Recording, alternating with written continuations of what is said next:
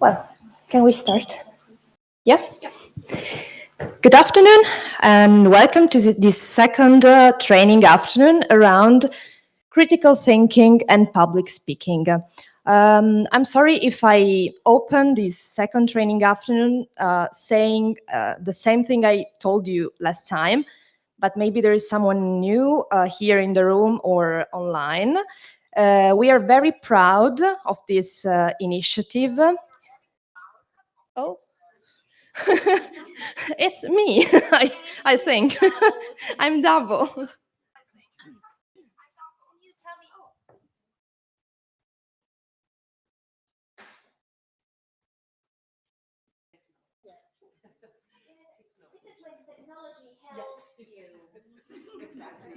Now I shouldn't be double anymore, I think. Okay. I was saying that we are very proud about this initiative in English because IRSE, the Regional Institute of European Studies, has been working for almost 50 years to offer high quality occasions for English teachers and English learners. And we hardly believe in the importance of English as a common language. So we hope to set up in the following months, in the next months, many other initiatives in English, maybe around economics, history, social issues, and European literatures. Going back to critical thinking and public speaking, we started last week with the first training afternoon with Russell Stannard, educational technologist and teacher trainer who focused on public speaking, and showing up techniques and technologies to set up a presentation or a public speech. For those of you who weren't here last week, remember you can watch the full video of the training afternoon on our website, and also this training afternoon will be online in a few days. Today, we are here with Miha Andrič, correct pronunciation, I hope. Okay. He's from Slovenia. He's a debate trainer and a philosopher and sociologist as well. And he will focus on debate practices and critical thinking as a way to educate students, but not just students, people more in general, to citizenship and democracy. I want to say thank you to Russell Stannard for accepting our invitation. To Miha Andrič for accepting our invitation. And also thank you to Maddalena Lotte, with an English teacher and also a co-organizer of this cycle of training afternoons. I think we can start. Thank you, because this is a real honor for me. Okay, so good training afternoon to you. So welcome everybody, both in person and online, because I see quite a lot of people are online following us today, together with numerous people here in person. Welcome, Miha. Hello. How are you doing? I'm fine. Nice to be here. I had some problems. I wanted to travel here yesterday already, but my car broke down. So here I am now, managed to be here, and I'm happy. And I'm very thankful for the invitation and the opportunity to speak at such a great initiative. Right, great. So I don't want to spoil the magic and give spoilers of what critical thinking has to do with public speaking and debate. So we've got great expectations on your talk. Just a few hints on how this afternoon is going to be organized. We're going to split it into two sessions, so 1 hour 20 up to 10 to 5, more or less, from now to 10 to 5. Then we're going to have 20 minutes break to drink some water, regain some energy. Okay, and that will start again from 10 past to 6:30 approximately. You will have the chance to make your questions, interact with Miha, both in presence and online. So I will be acting in the backstage here in order to facilitate the communication for those of you who are online into transfer your questions to Miha. What else? Eleonora already introduced Miha. Well, communication, speech, and debate expert, but not only. He's a philosopher, sociologist, devout critic of contemporary ideologies. Big deal, huh? Yeah, of course. Okay. Well, in the past, he held extracurricular seminars on critical political philosophy at the University of Ljubljana, where he's very active. He's currently director of the National Debate Organization Board, a member of the Board of Directors of the International Debate Education Association, president of the Society for Development of Humanities, and head of speech and debate program in Slovenia. He's been serving as program director of several international debate academies in several countries like Tunisia, Russia, Turkey. He was, and he's been for several years, chief adjudicator and expert coordinator of more than 30 international competitions all around the world in many, many countries like the USA, Canada, Russia, Kuwait, Israel, Qatar, Indonesia, Singapore, Turkey, and also in many European countries like Germany, Finland, and Italy. So, and Pordenone. Okay, which is a sort of aisle in Italy for culture. Okay, so the stage is yours. Thank you very much. I'm very grateful to be here. I will be speaking about debate and will try to present you a specific methodology that could be implemented as an extracurricular activity in schools or could be used in classrooms as a methodology that you're using teaching whatever you are teaching, right?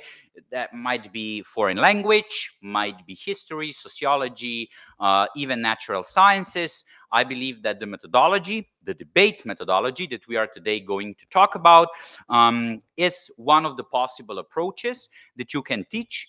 And I believe that this approach, number one, always connects critical thinking and public speaking.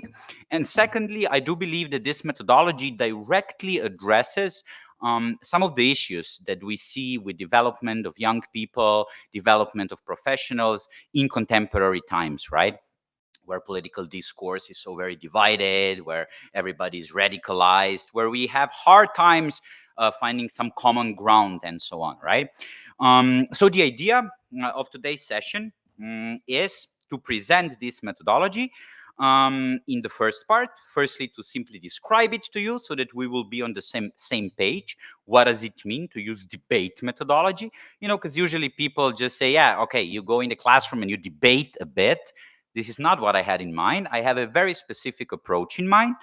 So firstly, I will explain that. I will analyze this approach a bit, right? I will present my point of view, why I think that this approach is so very good, so very beneficial, so very useful. And then in the second part, after our break, at least this is the plan, I will try to show you bits and pieces from the actual methodology, right? So if we are going only to describe it and discuss it a bit in the first part, then in the second part, we will see what are the actual exercises and activities that you can use in a classroom, in a debate club, in any other extracurricular activity. I'm going to show you few details as something, as a I don't know, short insights into this methodology. That is the plan. I know I was presented as a philosopher, so we never know where we will end up, right? So that is now a risk we are all taking. So that's it. If you ever have any question, a comment, a critique, or something nice to say, you can always just raise your hand. Let me know. The same goes for the people that are following us online. I will always try to respond. I always say this at the beginning of my sessions. You can even ask me a question now, right? If you have a specific question or a specific direction that you want me to go, if you're particularly interested in something, you've heard something on critical thinking and public speaking, now I will present some sort of methodology, I'm a philosopher. If you already have a question in mind, just shoot it, just ask it, just let me know what you would want to hear at this session. I always say this at the beginning. You know why?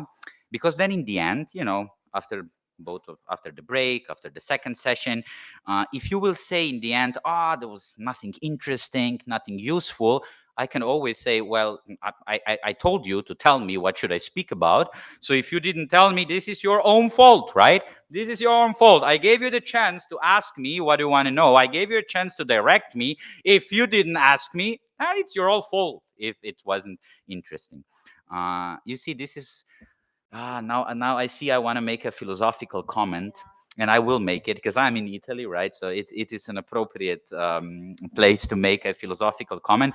Kierkegaard once said that anxiety is the dizziness of freedom, and I think this is what he had in mind, right?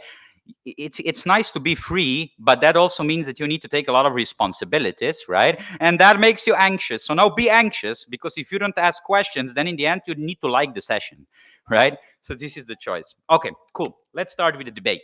um I just I did present I did prepare something that you will be able to see on the screen. However, I will mostly speak, discuss with you, and also write some things on the board. Let me just okay. We need to make this a bit smaller. It's not a problem. We're gonna make it happen. Okay, we have something. Okay, cool. So what do I mean when I say debate? I once asked my students, after they were training debate in my extracurricular activity, to tell me how would they describe what debate is. And I decided to put together, yeah, just, yeah, I'm a philosopher. I don't do all this, technical stuff. That's always a good excuse. You should always present yourself as a philosopher, because when then you can't do ordinary everyday stuff, you can say, but yes, I'm a philosopher. I told you that. Okay. By the way, let's not go into more details. Okay, so I asked my students, what do they believe what debate is? How would they describe, the activity that they were doing in school for 4 years? And this is not their exact answer. I put together more answers that I got, and this is what they are saying. The only responsibility of a debater in a debate activity is to get up and present the best possible case for the appointed side of the debate topic in terms of available proof. Personal convictions and pre-existing beliefs of speakers that are part of this activity is in no way at stake.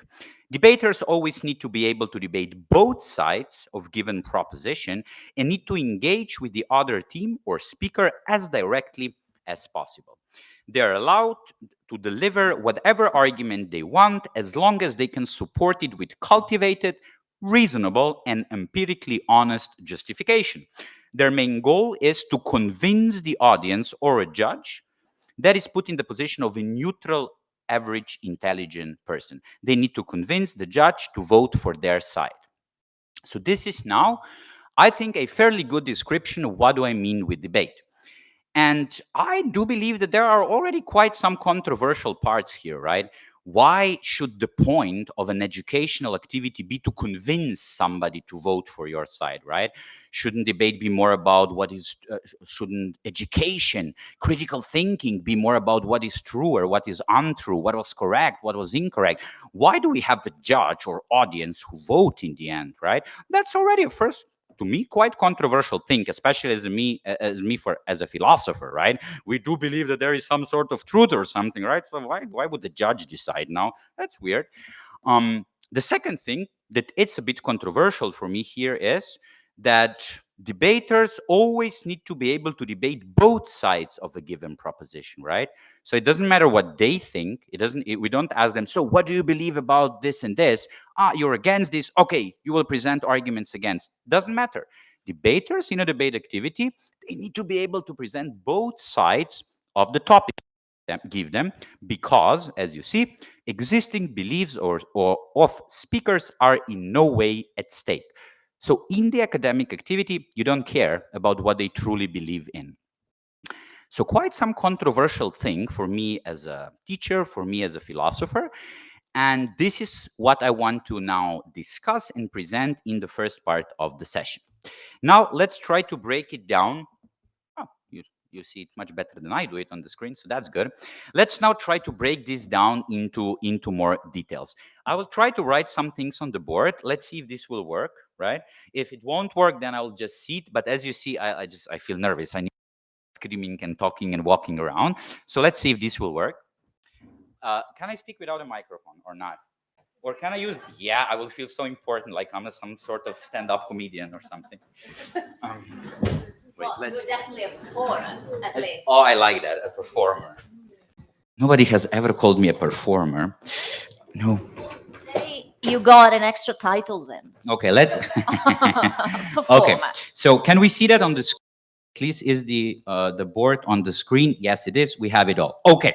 So now let's start like that. You hear on the screen. You will also get this later on as your materials. Here I wrote down how does an educational activity that we call debate look like, and I will write it. I'll use board so that we literally rewrite what is already written on the screen with one main purpose, so that we, while writing things down, also develop our own thoughts. Visualization is part of persuasive communication, right? Okay, so when you have a debate, right, if you want to have a debate, you necessarily need to have some sort of topic, right? You need a good topic. The topic needs to be, if you are in a debate activity, it needs to be to call it in a sexy, deep, and smart terms, it needs to be a binary proposition. What do I mean by that? It needs to be a statement, right? You can have a topic, a debate topic that would be economy, global economy, or a teacher that would come into a classroom and say, today we will debate on climate changes. That's not a debate topic. Debate topic needs to be a proposition, a statement that you can be for or against. So we need a good topic. Now, when I teach teachers to start using debate, sometimes I spend hours and hours, weeks and weeks, discussing with them how to set up a good topic. Because that's a big deal. Good topic needs to be balanced, right? It needs to have arguments on both sides.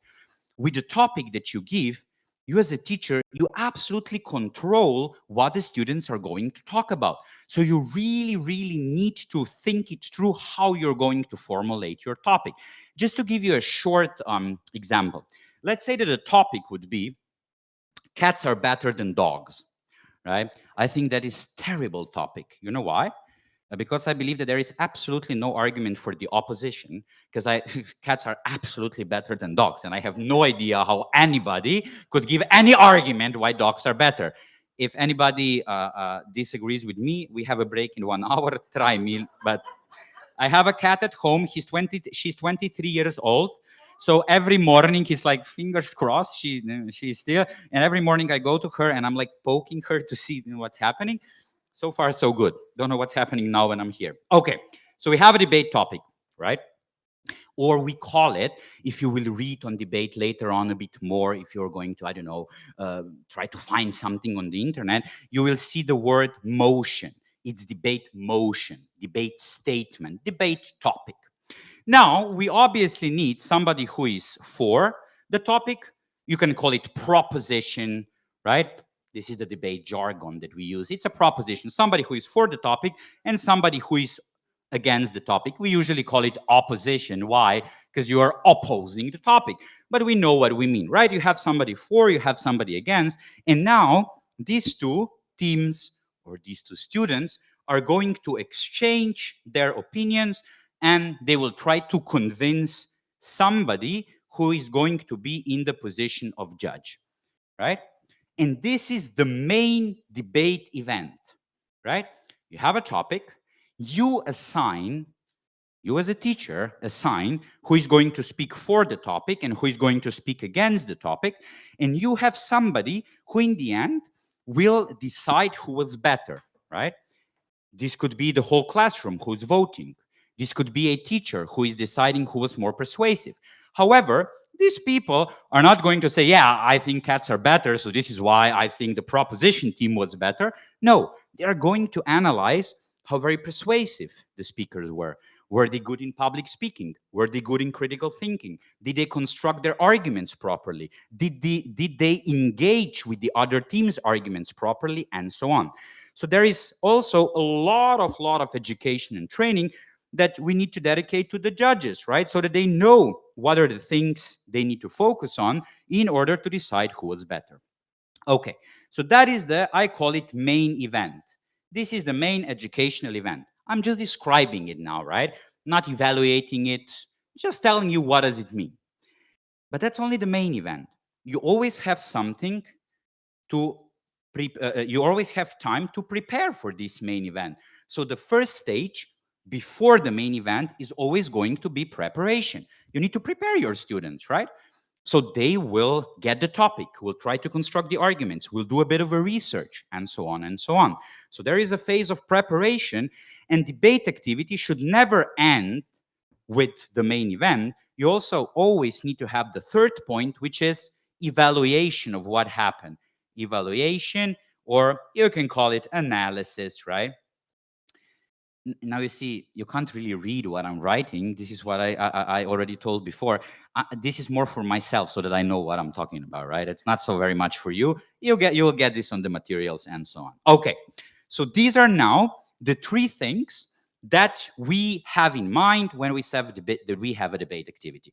Main event with a topic, somebody for, somebody against it, a judge, we prepare for the topic, and we somehow evaluate it. Now, to describe it a bit more, majority of the teachers in the audience, so to describe it a bit more, what are the different types of these events, right? So if we see how can we divide or separate or construct different formats or different forms of debate. Debate can be something that we called prepared debate. That means that you give a topic, I don't know, 1 month in advance, right? You give a topic 1 month in advance, and the students can research, read, think about the topic for 1 month.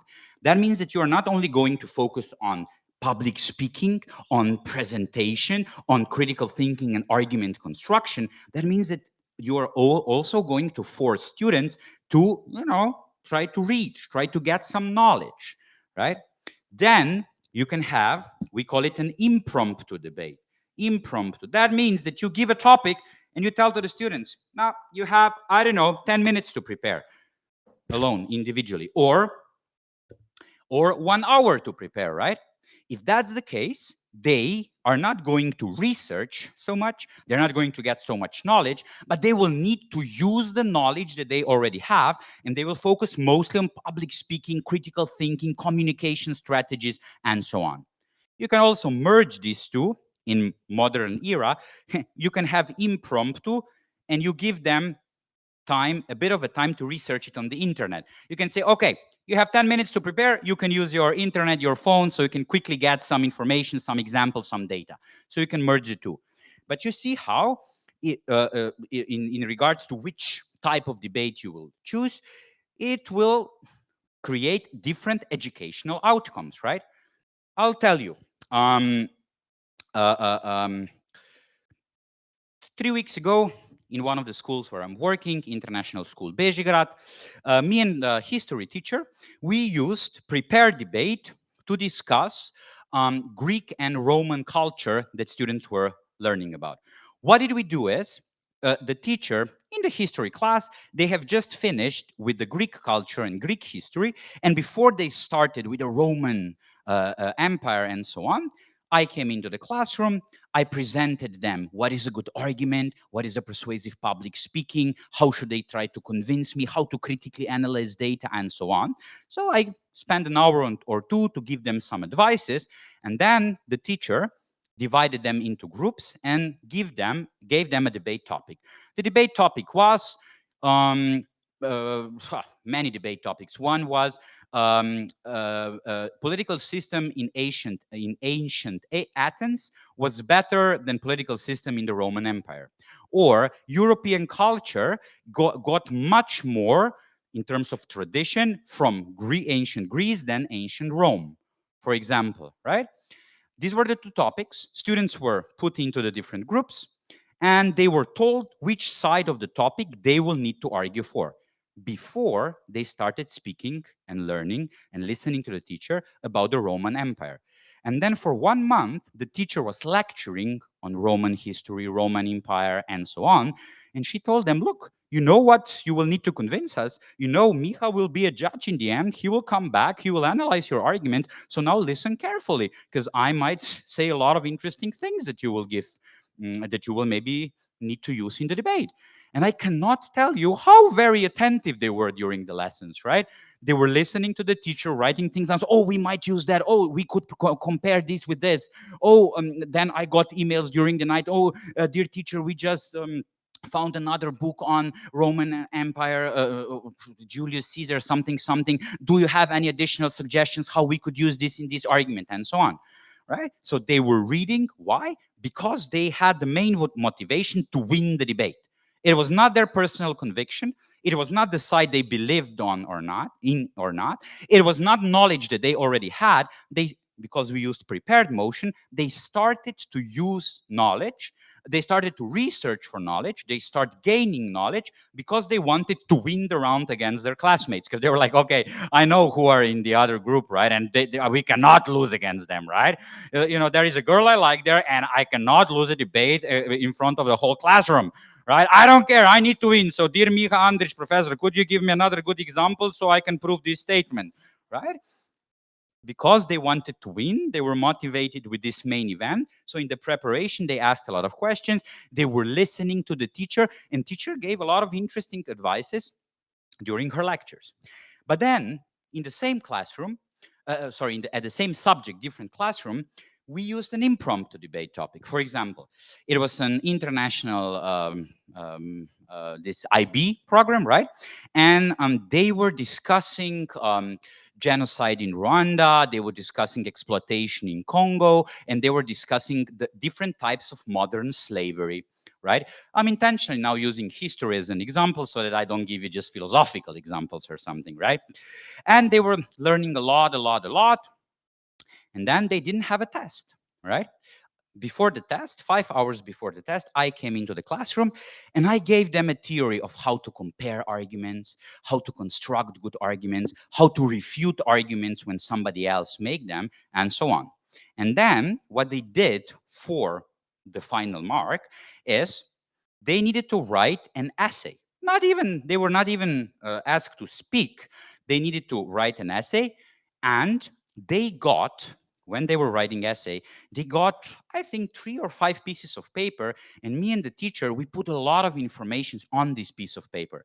So it was not about remembering the knowledge. We just gave them a topic, and they needed to use the knowledge that they were discussing in the classroom. They even had it on the piece of paper. So the person who knew everything just had a little advantage over the person who didn't know anything because they had everything on the paper. But the point was, because it was an impromptu debate, they didn't know the topic in advance, to discuss something that we gave them. We said that modern slavery is creating more harms than the exploitation in Congo, as a case study that they did in classroom, right? And they were able to construct arguments for or against. We appointed the sides, and they needed to present the arguments, right? They had knowledge, so it was not about gaining knowledge. The point was not so that they learn and research and ask. It was to apply this knowledge critically. So you see, with different types of debates, you have different educational outcomes that you want. Now, in the preparation phase, if you're doing this in classroom or if you have a competitive debate club. I was also coaching competitive debate clubs. We were meeting, I don't know, 4 or 5 times per week and training teams to go to debate competitions, World Schools Championships, and so on, right? There are 3 things that you can train in the preparations, right? You can train skills. You have this written there, right? You can have skills training. How to create good communication strategy, how to build a good argument, how to refute the argument, how to characterize the situation, how to analyze the topic that you get, how to use examples and empirical data, and so on. Second thing that you can do is you can teach them content, right? Okay, if you teach history, then it is clear what the content is going to be. So you only focus on skills. But if you teach it in a debate club, for example, we were meeting 4 times per week, and 2 times per week, we were only discussing content. I told them 3 days before we met, today, I don't know, I've seen an article, United States has, I don't know, just decided to military intervene in Syria, whatever, read some things. Here are 2 articles, we will discuss this so that you will get knowledge, right? When I wanted them to discuss economy, I gave them something on how capitalism is good, what happened in socialism, how can we compare the two, blah, blah, and we discussed that. Sometimes I invited a history teacher to tell us something about history. And they all wanted to do that. Why? Because they wanted to win debate. And they knew that at the tournament, they maybe will get an impromptu topic. And they're like, we need to win that. We should not, disappoint our coach. So can you imagine a situation when after the school, you have 20 kids in the classroom, you step in and you say, today you're not going to talk a lot because I need to give you an explanation how domestic GDP, domestic gross product, is not the best way to measure the economy, all right? Can you imagine that you have 20 kids after the school who say, oh yes, we need that. Please tell us. Can you please explain us why is this so? And they want that because maybe in the next debate, it will be something about that, right? The last thing that you can do in the preparation phase is, of course, research, right? So that people learn how to research, learn how to find good data. If they have 1 month, then they are going to go in details. But you can also teach them how to quickly find good data. If they have 10 minutes and they need to find something on their mobile phones with their internet, whatever, quickly, oh my God, like maybe they will get bad data. So the team or the person who knows how to find good data quickly, how to critically analyze data quickly, will have a big advantage, right? Because, if one team sees the first result on Google and says, yes, the crime rates in Slovenia are going up because of this, and this is why we need stricter punishments. We have proven this with the example. If the other team was better in researching and said, yes, but we know the data that you use, and this data is just for a very specific geographical situation. It's not for all Slovenia. It's for a situation in a very specific area that have totally different causes for these crime rates to go up. Your example is absolutely irrelevant. And they're going to be, oh boy, next time we need to do better Google research, right? And they will learn independently. You can always help them, but they will learn how to find good data and so on. So in the preparation phase, skills, content, research. Now, as you can see written here, when you evaluate the debate, right, there are different ways how you can do that. For example, if you're coaching them for the competition, right, you can always give them a critique, a feedback that is connected to how to win the next debate round, right?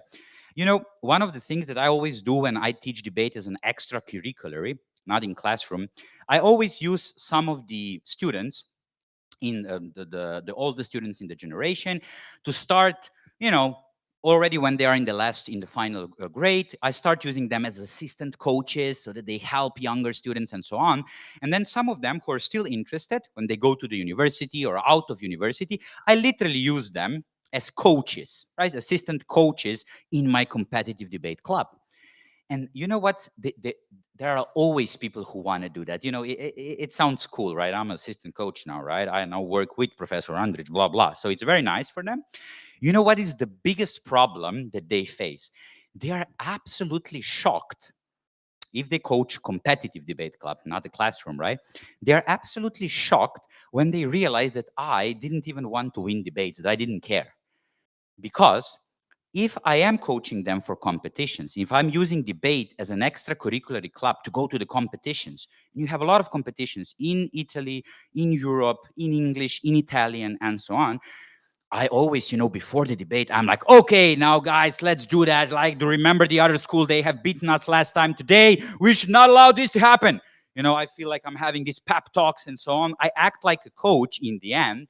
And then when they are on the other side with me, older students, they're like, oh, but you don't really care if we win, right? And I'm like, yeah, it was only educational, right? But one sort of a feedback or analysis, evaluation that you can give them is how to win next round. and they are listening, big eyes, big ears. They're like, okay, coach, but we use that example that you last time told us that it is true, but we were beaten, right? We used your Marxist example, Marxist analysis of capitalism, and the other team told us that it doesn't works in practice, right? What should we do if we get this argument against? And I said, okay, let's start reading Marx, right? You know, no political affiliation for the internet, for the audience. I'm absolutely politically neutral here.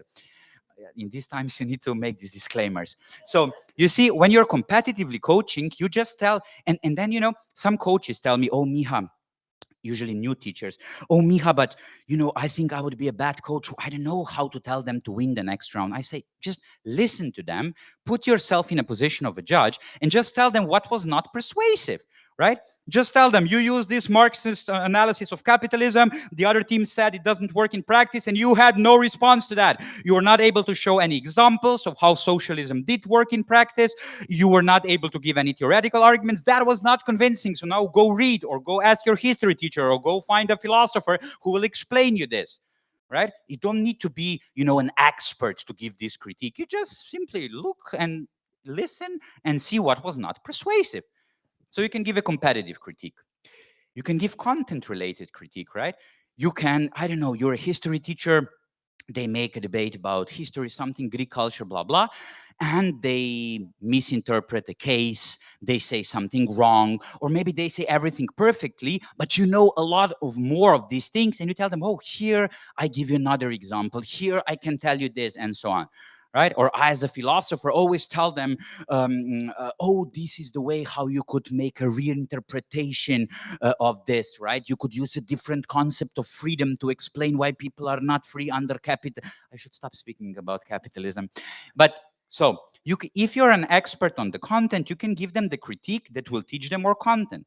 Or in the end, you can simply give them individual personal critique that is not even connected to the topic anymore, but simply to the way they constructed and presented their argument, right? You can say, okay, one team won the debate, they were more persuasive, they responded to all of your arguments, they convinced us that capitalism, whatever, is better. But your speech in particular, you were a bit nervous at the beginning, some of your thoughts were not clearly expressed, you didn't use the example for this argument, and so on and so on. And you can give the critique feedback to the person individually. But there are many ways how you can evaluate the main event, and students will be willing to listen to you because they will be motivated by the win, right? So in the end, we would say, this is what we have here, or what we have on the board, right? Have the main event, different types of preparation, always followed by some sort of evaluation, right? And then here we have a bit of analysis, different types of the main events, different types of preparations, and different types of feedback. So now, you know, that was a very basic explanation of how the debate process looked like. Let's skip that. Let's go here. Yeah. Um, Now, what I want to explain you is briefly to go through most important things, how this, whatever exercise you make in the classroom, if you want to call it a debate exercise, if you want to say that you are using debate methodology, there are 12 main principles that you always should follow. Because I know, right, that you will not always do it the same way. You can have one speaker versus one speaker. You can have half of the classroom versus half of the classroom, right? There is a lot of different variations that you could, you know, form this into. But if you want to do debate properly for the educational purposes that we are going to discuss in the end, these, what you see on the screen, are, let's do it like that, Opa, are the main pedagogical principles, right? Okay, principle number one. Debate should always be focused around a debate topic. We discussed that, and it's very obvious, right? But make sure always truly focus it around one topic. It needs to be a statement that somebody can be for or against it. Second thing, we already said, you always need to do it in a way to have a two-sided approach. And the sides needs to be appointed, right? You never ask students, or you rarely ask students, to select their own side of the topic. We are going to discuss this later. Why? Let's just go through that, right? So you appoint the sides for the debaters. Very important, third principle. This is the activity that is student-centered. What I mean by that, right? Students are the one who needs to speak. They are the one who needs to produce knowledge. They are the one who needs to produce arguments. It's not about you teaching them, it's them trying to come up with good arguments for why cats are better, why communism is better than capitalism, why United States should not intervene in Syria, why Shakespeare is better than somebody else. Could not imagine what could be the topic, right? Better than Petrarca, for example, Petrarch, right? Why Shakespeare is better than Petrarca, whatever. So they need to be the one who needs to start producing arguments for that. You will teach them skills, you will give them some content, you will analyze Shakespearean sonnet, you will analyze Canzoniere by Petrarch, right? And so on. But you will not be the one who is going to be the center of the activity. They will need to arguments, they will present the arguments, they will speak, they will express everything within their power in order to prove their point, the side that will be appointed to them. Principle number 4, that is also sometimes a controversial one. It's debate in the classroom, it's always based on rules and formats of speaking. What I mean by that? When we have this main event, right? Here we have it on the board. When we have this main event, right? We need to be very, very clear and we need to insist on specific rules of how this debate is going to happen. We usually call it debate formats. What does that mean? There are many debate formats around the world. Let's discuss one of them that is usually the most popular for high school students all around the world. I'll bring the board back again. Okay, we call the name doesn't truly matter. We call it World Schools Debating Championship format. Why? Simply because World Schools Debating Championship is using that format. But in dominant amount of cases, in high schools, we are using this format. And now, this format has some rules. It has 3 speakers on both sides, right? It doesn't matter, like you don't need to write that down. You can always like just find it on the internet. But it has 3 speakers on both sides, and it has 4 speeches, right? So one speaker speaks twice. And it is a ping pong, right? Firstly, the first proposition speaks, then the first opposition. Then second proposition, second opposition. Third proposition, third opposition. And then, in the rules of this format, then we have the last, we call it reply speech by the opposition, and then in the end, reply speech by the proposition. Why this switch in the end? Because usually in this format, the team is suggesting something, is suggesting an action. For example, we should implement high taxes for the rich people. Again, very Marxist thought, huh? And because they are the one who are suggesting something, after they try to respond to all the bad things that the opposition is saying about their proposal, they still have the concluding word, right? So this is the idea why we switch here. And now we give the exact amount of time that each speaker can speak, right? This is up to you in your classroom. If you don't have a lot of time, if you have students who cannot speak a lot, then you will give them just 2 minutes. In World School Championship, we give them 8 minutes. Doesn't matter. But you need to give them the exact time they are allowed to speak.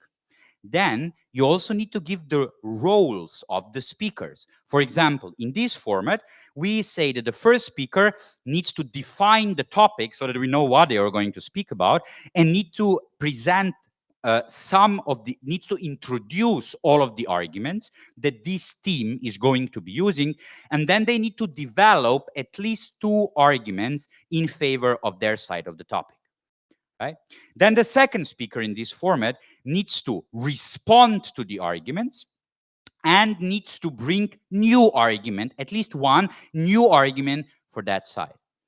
And they also need to rebuild the arguments that the other team has tried to crash down, right? Because if you say cats are better because they are less expensive, the other team will say, yeah, but they are not less expensive, right? They cannot eat whatever you would want to give them, because you need to be very careful, because, for the dog, you can give them whatever they want. You just cook something and you give them. For cats, oh my, everything can happen to them. So you need to buy a lot of expensive food. So we believe cats are not less expensive. So now you will not just respond to arguments on the other side why dogs are great because they are guarding your house, you will not just bring new argument into the round, which is going to be another argument why cats are better is simply because they are more cuddly, right? You can cuddle them. But you will also need to rebuild your own arguments from the first speech, right? You will need to show why you still believe cats are more expensive, right? Okay, maybe they need specific food, but they are so much smaller, so the amount of the food they need is so much smaller than the amount of food the dogs need. So in the end, we still believe they're less expensive. Okay, so you responded to the argument. So the second speaker needs to respond to the arguments, need to rebuild their own arguments and offer new argument. The third speaker mostly respond. The main idea of the third speaker is to engage with everything the other team has brought up to the debate. And then the last speaker, we call it a reply speech, need to sum up a debate. I will tell you why do we have this last speaker in the debate. Because this last speaker is not allowed to bring any new material in the round in this format. You can make your own format if you want. I'm just explaining you now the rules of this format. And you will see, I promise there is a point why I'm explaining details of this particular format, I promise. Now, in this format, the last speaker, the reply speaker, cannot bring up anything new in the debate. Should only answer the question why this speaker believe that his or her team was better team in the debate. Why did they win the debate? So they need to be able to evaluate what happened in the round. The best way to explain this to students when they are like, okay, dear teacher, we have no idea what do we need to do if we're reply speakers. I tell them, look, imagine some sort of Lord of the Rings situation, battlefield, two armies are fighting. You know, when I started teaching, I started to use this Lord of the Rings reference. Then 10 years later, I saw that nobody are like, Lord of the Rings, what? Then I started to use Game of Thrones reference, and now even that is not popular anymore. So I'm absolutely have no idea what to use now. But Lord of the Rings, okay. Imagine two armies fighting. The first three speeches, you know, they're trying to kill each other, defend against each other, blah, blah. You bring a new argument to debate, new example, you refute the argument. So it's a battlefield. The last speech is a situation where the fight is over and the survivors from both armies go to their, to one hill and the other army goes to the other hill. And then the one general says, look, we maybe have lost 500 soldiers. However, the other team lost 800 soldiers. So we are the true winners.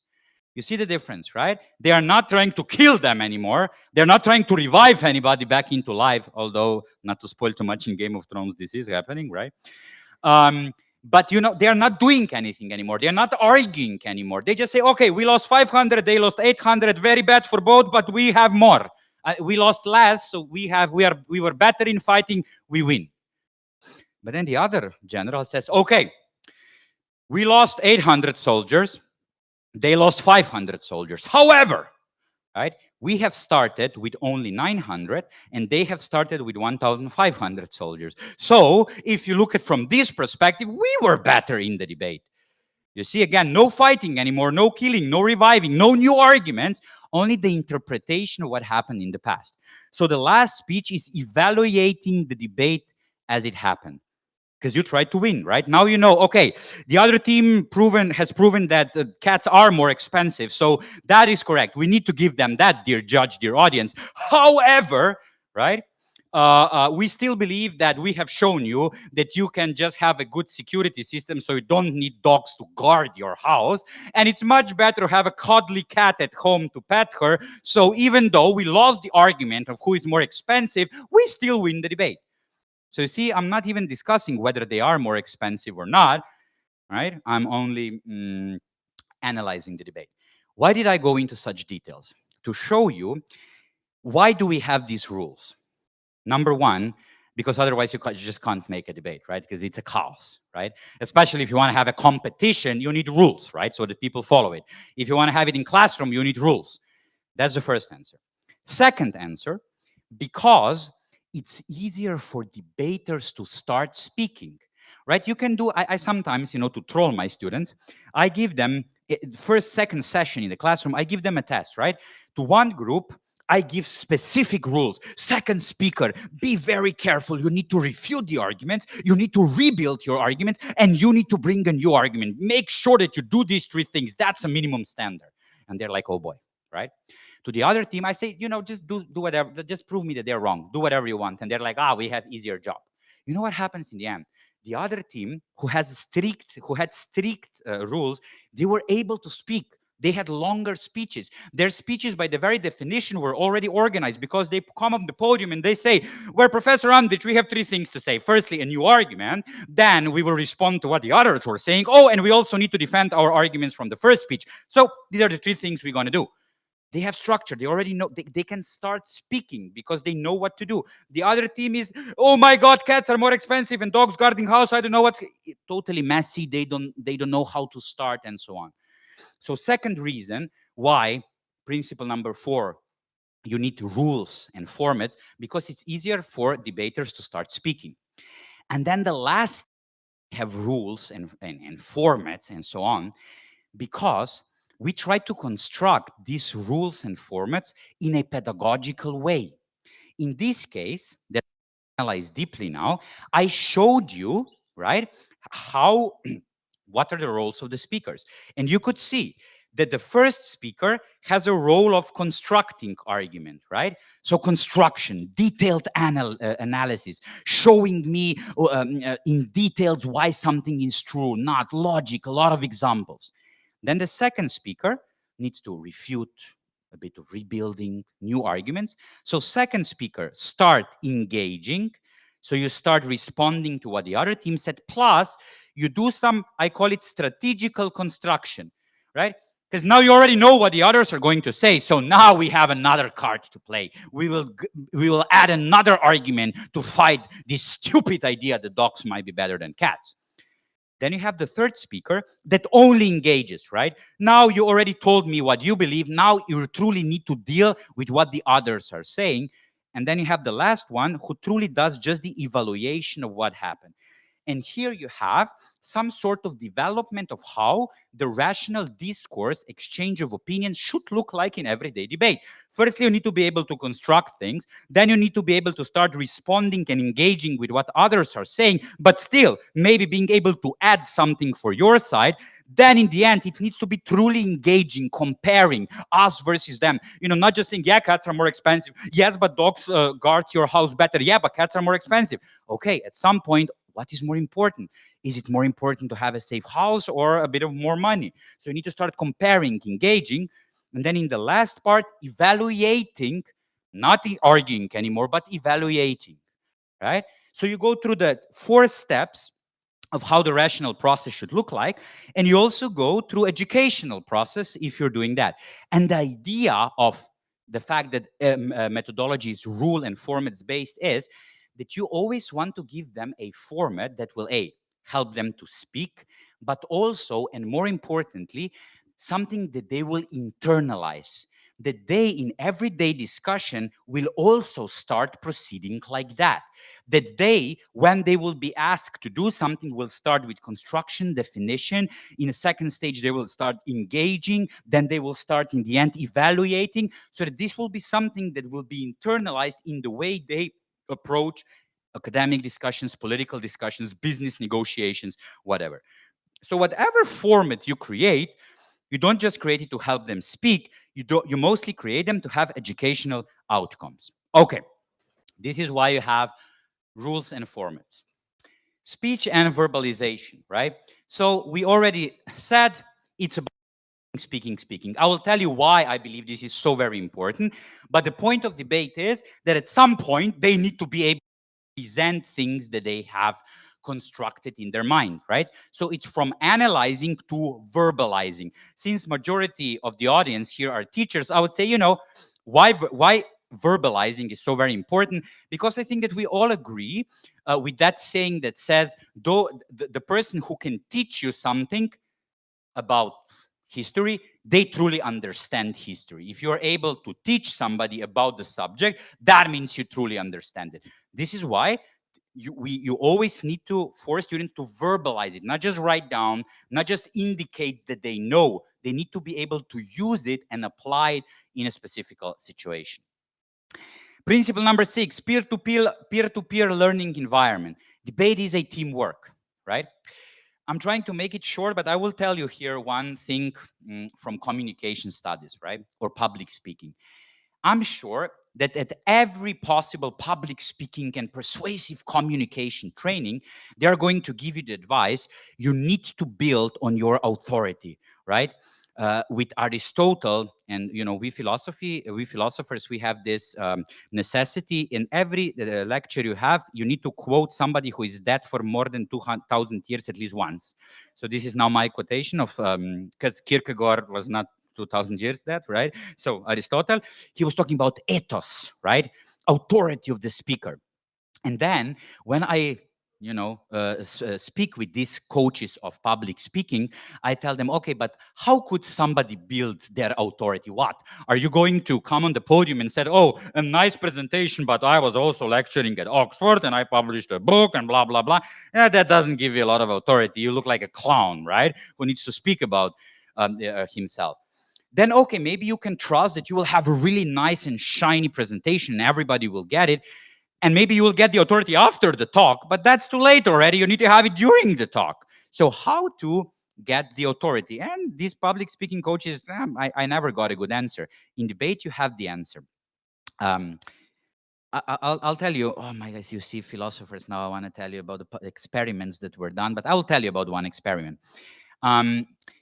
They made an experiment in the this calling service for some internet provider, help for users, right? And there were 3 people that gave the same answers to everybody who called. The example number 1, they called, okay, what's the price of this new packet? And they told them, oh, my internet is not working. What should I do? Oh, please restart the router. Okay. So they gave all the answers. The final mark of users that they gave to people who were answering was 6 out of 10. Then they made example number 2, try number 2. They gave the exact same answers, but they said, oh, thank God you're asking about the price because I'm exactly the price expert and that's the price for our new product. Oh, thank God you're calling about the router problem. I'm exactly the one who is for this. And in the end, the final mark was better, 7. But then they did something that made the final mark 9.5 out of 10. And it's connected to authority. You know what was the last change they made? Somebody picked up the phone and said, oh, you want to know about the price? Give me a second. I will connect you to our price expert. And then they connected to a random person, right? They gave us exactly the same answer. Oh, you have a problem with your router? Just give me a second. I will give it to my colleague who is an expert for routers, right? And when people, and the answers were exactly the same, right? And then people gave final mark, I don't know, maybe that's fake news, maybe not, maybe it is not 9.5, maybe 9.6, whatever, but they gave much higher mark. Why? Because other people, right, reported on the authority and ethos of the speaker that they were listening the advice for. It was not the speaker saying, oh, I'm good at debate, so I will now explain you something about the methodology. It was somebody else. Look, he's very good at it. You should go listen to him. And in the debate, this is exactly how you encourage the teamwork.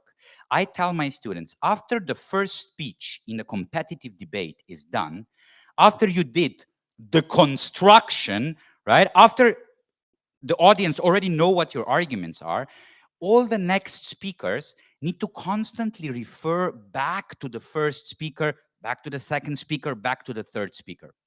As my first speaker brilliantly explained, cats are absolutely more expensive. Now, maybe the speaker did not present the example for it, but let me add it now. So every next speaker in the debate is building the authority of the previous one. First one brings out all the cards that you're going to try to win the debate with, and all the other speakers later on are team players, and they are saying why they are winning with the arguments that are already present in the debate and building the authority. This is how you get teamwork, and this is how you make students to actually, in the end, still have their arguments present in the debate. Because you know what would happen? we could do this. We could try this, and you would see that that would happen. If we would now here select some students, tell them, discuss cats are better than dogs, right? And one student would say cats are less expensive. Then the other student would say all the other arguments, but would say, yeah, but dogs, dogs. What did we say?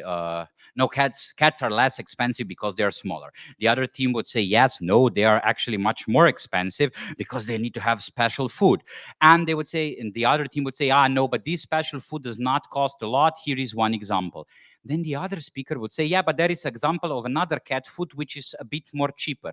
And then the last speaker, third speaker would say, yes, but on this online platform you can get Viscas for only $2. And in the end, you would be like, I would be listening the debate, and the speaker would say, on this platform Viscas is $2. And I'd be like, how is this connected to anything, right?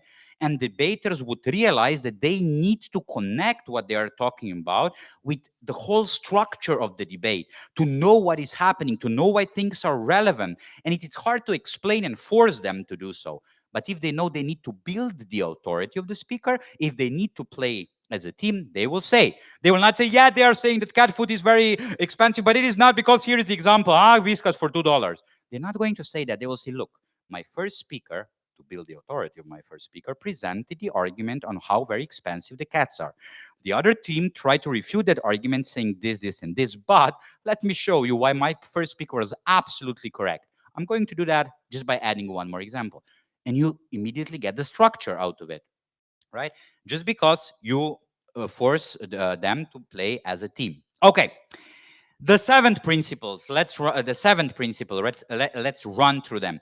It is always a self-learning situation. What does that mean? That means the debaters themselves will should be the one, and I can guarantee you will be the one who will be focused on their own personal improvement, right? Because they will want to be better next time. They will want to win the debate next time. They will want to be a better their classmates and so on, and they will do a lot of self-evaluation. And now, because we said that every debate always have some sort of feedback in the end, after every performance they are going to do, they will get some feedback, right? And now teachers will say, oh my god, but I cannot tell them a lot of things. It's okay if they speak for 5 minutes, tell them one thing not persuasive, one thing that was not clear, one thing that was not well analyzed, one thing that was not well presented. And this is the thing they need to work on until next time. It's much better, less is more, haha, right? The saying, but it's correct in this case. If they have one thing to work on until next time, they will try to improve it. And this is how you get this self-learning situation. Also, if you're teachers, you can always do something like that. For example, I put on online Google Docs, something like that, one piece of paper. When I said what was the debate topic, they need to write down for every exercise. What was the task? We had a whole debate. I just need to make a speech. Teacher asked me to respond to one of the arguments by the other side, whatever. Then they need to say what they think was good in their speech, what they think was bad in their speech, and then they need to write down what teacher, said was good in their speech and what was bad in their speech. And then in the end, what is the thing they're going to improve in their next speech? If they go to the competition, at every competition, even in Italy, we have a lot of competitions I'm helping to organize in Italy, in Società Nazionale Debate Italia, something like that, SNDI. SNDI. Um, you have 6 debates at one competition, for example. That means that debaters are going to get 6 different feedbacks. That means that they can write 6 things that they are going to improve until next time. And you as a teacher, if you send them to a competition, you don't even need to give them a feedback. You just need to send them to the competition. And then they come back and then you think, oh my God, now I need to coach them. You don't need to. They found out from the judge what is bad and they will work on it, right? They might ask you for an advice and you will help them if you will know. Otherwise, you will just coordinate things. You will just tell them, oh, this was not persuasive. Maybe try another example next time. Maybe try to explain it a bit more in details. Maybe try to do something else, right? So self-learning, self-evaluation. Then it's event-based. What do we mean by that? If you want to get all these benefits of this students being motivated to do self-learning, to go through this process, you truly need to make events out of it. Of course, the best events, debate competitions. For example, when I was working on a debate club, competitive debate club in school, and I decided that I want to get educational outcomes out of competition, right? I decided that we are going to work 4 times per week, and we are going to go to a competition at least once per 2 weeks, right? And it was truly event based. That means that we were preparing for the motions for 1 week, then they went to the competition, then we discussed what went wrong, then we did one exercise how to be better in argumentation. We already got another motion for the next competition, and this is how they were constantly motivated to grow.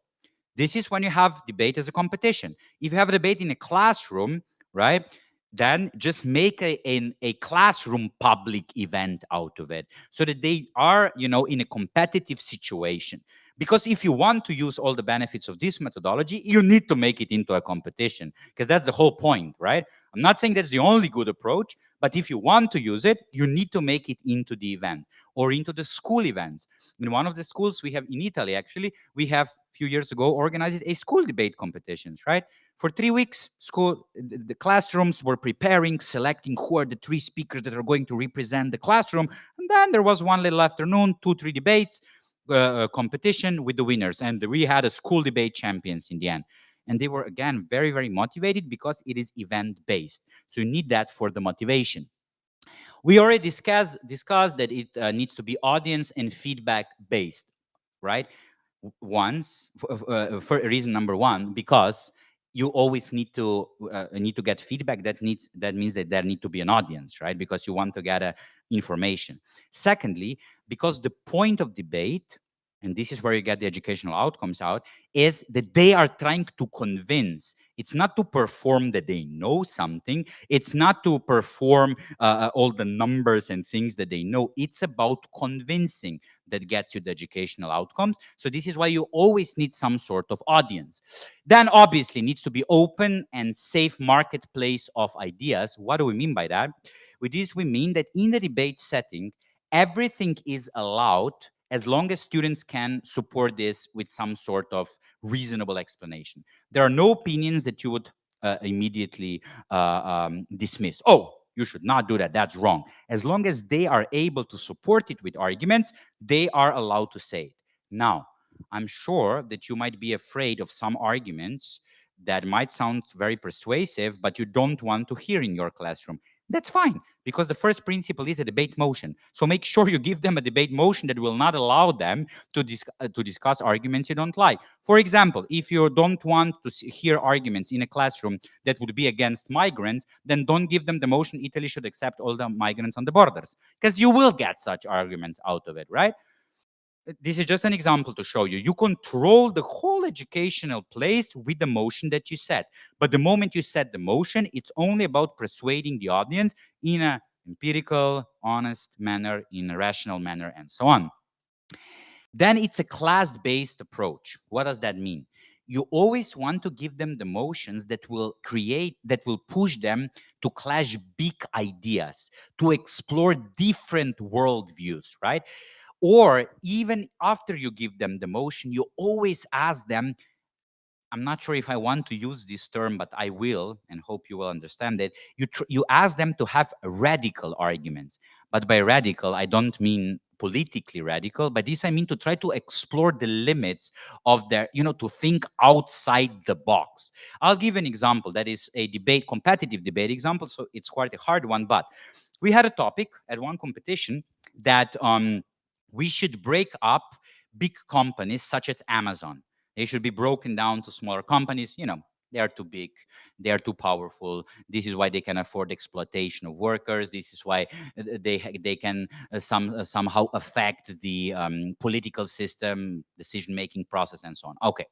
And the proposition presented a lot of arguments why Amazon is bad and exploitative and all this. And then the opposition said, yeah, we agree that Amazon and all this is bad, but we would not break it up. We would only regulate it, right? We would just create some rules and laws that would prevent exploitation. And that's okay. They were defending their side of the topic. But number one, they will have hard times winning the debate with this small little clash. Why? Because it's very hard to. Why? Because by saying, yeah, we agree Amazon is bad, but we would regulate it, they already accept a lot of things that were brought up to the debate by the other team, and they narrow down the disagreement to one technical issue, whether it is better to break up or to regulate with the law. And debate becomes little technical debates. You don't want them to debate about that. It would be much more A, educational, and B, much more easier to win for the opposition. So you as a teacher, you get educational outcomes. They get the win outcome. So you both, it's a win-win situation. It would be much easier for them if they would say, we on the side opposition, we believe Amazon is great. Thank God for the big company. Without Amazon, some products would be much more expensive. Without Amazon, if you would want to buy, if one day you would wake up and you would want to buy a piece of meat, a piece of one blazer, and a bag, you would need to go to 3 different stores in your town. Thank God we have Amazon, so you can only sit behind your breakfast table and order everything at once and have it next day for a very cheap price. Thank God we have Amazon. Will be much easier for them to win because the clash is big, and much more educational for them because they will explore different mindsets. Because in the debate now we will start discussing, is it better to have a bit more expensive products but make sure that nobody's big enough to make such big exploitation, or is it better that we risk that this Amazon is going to exploit workers, but we have really cheap products, which is nice and good, especially for poor people, right? So we get like a really big clash of two big ideas. So in this educational sense, clashing big is very important. Also, I think that we as teachers nowadays, and I will explain this later in details, are too much, especially when talking about critical thinking and public speaking, are too much, too sensitive, and we always want compromise. But compromise is never good, right? No, I take it back. Compromise is not necessarily good. Do you know the so-called Abilene paradox? This is the paradox from sociology that said that it is built on the anecdote. There was Abilene is a city in the United States. I was there, absolutely boring city. No, but it's important for the story. And the anecdote goes like that. There was a family of 6 people that one day decided, let's go for a Sunday trip. And then they start discussing where will they go. And everybody had totally different ideas where to go. They were not able to agree. And then they were fighting. And then randomly somebody said, oh, what if we would go to Abilene? And then nobody liked Abilene, but they were like, yeah, okay. I mean, Abilene is still better than what the others are proposing. And they said, okay, then let's go to Abilene. We're not going to go to any of the suggestions that you like, but let's go to Abilene. Then they came to Abilene and they realized that it's a very boring city and that you have nothing to do there. And they were annoyed, they were angry. And then one person from the family asked, why are we in Abilene? Who wanted to go there? And they were like, not me, not me, not me. So they were in the city, they were bored, and nobody wanted to be there, but they were there because they accepted a compromise, right? So compromise is not necessarily always good. And I think that in education, sometimes to get these educational outcomes that we're talking about, you truly need to clash big. Not because you want to radicalize them, but because you want them to really enter the argumentative discussion between two opposing worldviews. Again, you are the one who decide which these two opposing worldviews are going to be, because you give them the topic, right? So you decide which two big ideas, capitalism, communism, or capitalism the way we do it in Mediterranean country, the way they do it in Scandinavian. Like, you decide what the clash is going to be, but make sure that they don't go into technicalities, but that they explore big ideas. I truly like once the topic a few years ago was this: we support Brexit, right? And I gave this topic to my students 3 weeks in advance, and 2 weeks after it, they come to me and they say, dear teacher, like, we have lots of problems. And I was like, how? Like, literally every article in 2016 was about Brexit. And I said, just like, if nothing else, just read one article and make 2 arguments. And they said, yeah, it's not about arguments, teacher. It's like, we cannot come up with the plan how the Brexit will look like. I'm like, guys, European Union and UK are not able to come up with a plan. how it will look like. I'm sure you will not be able to come up with a plan. So just clash big ideas. Don't go in little technicalities, because we want to explore different ideologies, different approaches, how examples work, how different economic systems work, how the union works, blah, blah, blah. Big ideas, big clashes, not little technicalities. And then the last thing is about global learning, right? It is always, when you give a debate topic, you need to approach it from like different perspective. I'll tell you how once at the competition, not in classroom, and as you see, I'm trying to give you examples as well, something from classroom as the beginning of a session about history, and now something from the debate competitive setting, just so you see both approaches. Once at one of the competitions, my team was very well prepared. I think it was one of the World Schools Championship, and it was we were against England, very good team with a long tradition of debate built in their educational system. And the topic was that we should ban all religious schools, right? And my team, I think it was an impromptu topic, so I was not able to help them. They had 1 hour to prepare their arguments. I think they prepared brilliant arguments, very well constructed. They were well presented. However, they, in their mindset, they were absolutely limited to the European experience, right?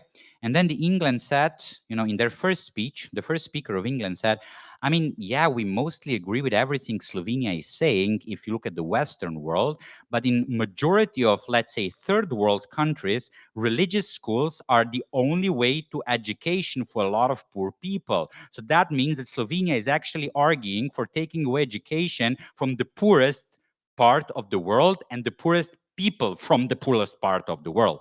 And my students were like, yeah, we didn't think that true. Right? So you see, it needs to be global so that you expand the horizons. And if possible, especially now, when a lot of competitions are online, it's really nice to debate against somebody from a totally different perspective environment, right? Imagine debate about religious schools with somebody from Africa versus somebody from United States, right? You get a totally different background, and you need to argue on it with the rules, arguments. You're going to be judged. You want to win the debate, so you keep yourself to, like, you stick yourself to high standards in critical thinking and so on. Very good experience.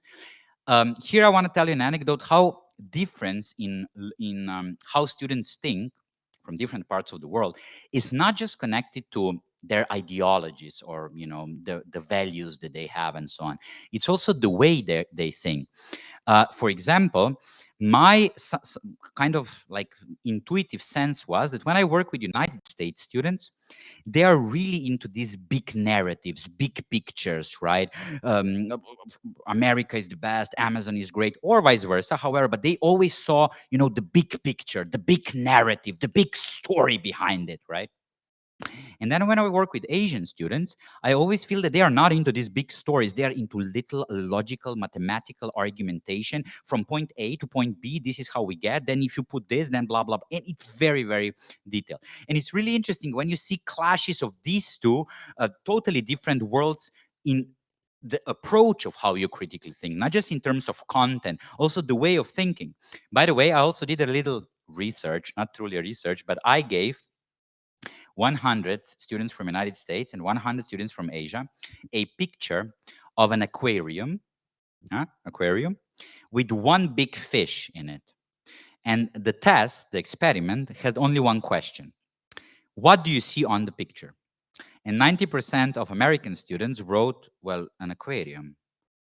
And around 90% of Asian students said, well, a fish.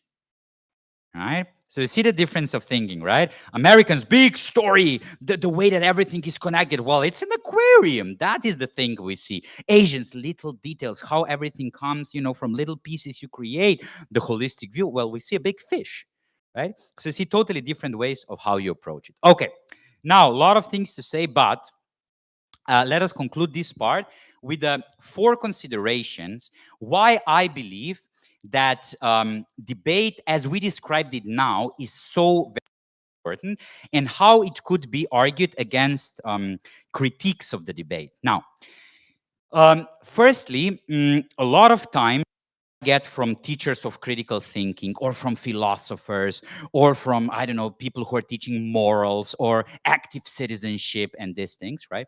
I get and first respond to this methodology. Well, Miha, why would you just ask them to debate both sides of the topic, right? Why would you just appoint the topic? Why would they need to convince a judge, right? Why wouldn't you rather discuss with them and get to some sort of compromise? Why wouldn't you, if you can't get a compromise, why wouldn't you together with your students find what the truth is in the end? Because in the debate there is no truth, right? There are arguments on both sides, and then in the end judge tell you who was better. Nobody finds the truth, right? So this is the responses I get from teachers a lot.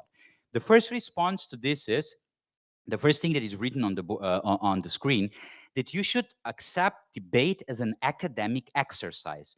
What do I mean by that? Debate as an academic exercise is not an activity where citizens will find what the truth is. Debate is an activity which will produce truth-seeking citizens. Debate is an activity in which people will be equipped with skills, how to think critically, how to respond, how to construct, right? In the debate, as an academic exercise, they will gain knowledge, they will be aware of what is happening around them, and this is only an academic activity. This is not the end of the process. This is a trick, a game that you play with them within the classroom, or for 4 years as their coach who wants to win the World Schools Championship. Okay, but that's a game that you play, and you're creating citizens who are equipped with skills to find the truth later, to fight for their truth later, right? And if somebody is afraid that you don't produce that, there are so many examples examples to prove that, and things you could add. For example, when I go to a competition with my students, the day after the competition, I ask them, okay, so what's your opinion now after you heard so many arguments against and for? And we can discuss it. But that's for them, that's the most boring part, because they just present their own opinion. We go by it, we go to the next thing. But you can always add this in the end. What would you say, right? Second thing, as an, I don't know, empirical study to show it, comparative study shows that debaters are, in comparison to other students, are much more culturally sensitive. What does that mean? The moment when they meet somebody with an opposing view, they don't say, oh my God, you're voting for Biden, I'm for Trump, you must be crazy, or vice versa. But immediately when they are, for Biden and you're for Trump, their immediate next step is, oh, I see the arguments that could be for Trump. Because this is the way they are thinking, right?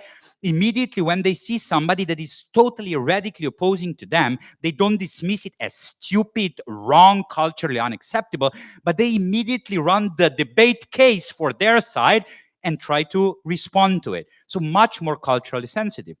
And speaking of skills that they acquire, so many great studies that shows how students have better skills, blah, blah. But the best one, the one that I truly like, is the study at the, I think it was history. Students were asked to compare a French and American Revolution. And the things that went into the actual study were only the students that got 100%. So they got A grade 100%. Now, from the students who teacher that was not a debater marked as perfect tests, right? They gave all the knowledge, everything required. From these students, it is brilliant how you can see that the answers are different, debaters versus non-debaters. There were 3 sub-questions under the French versus American Revolution.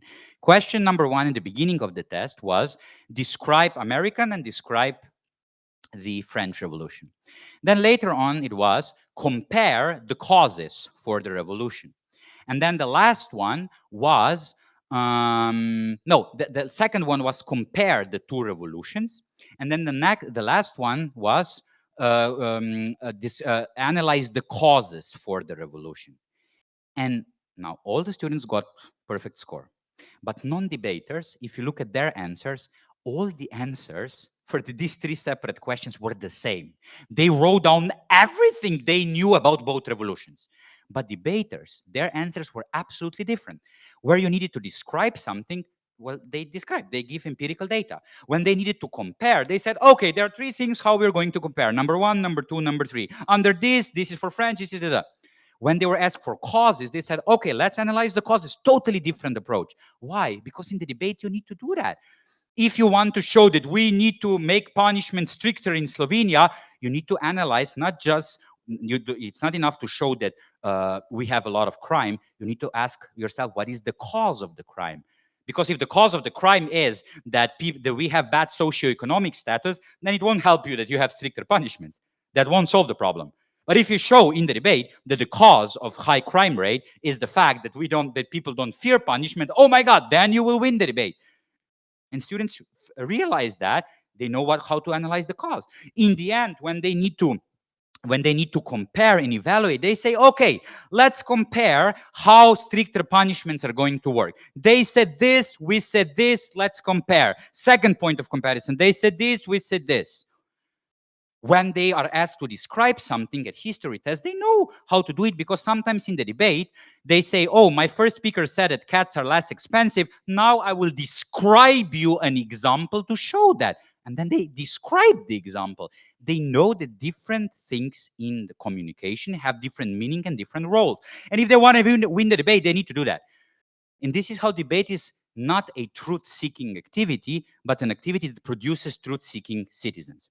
Briefly, to go through the other three. Debate takes you from intentional reasoning to reflective thinking. Now look, I told you that we necessarily need to be the one who appoint the sides for the debaters, right? Why?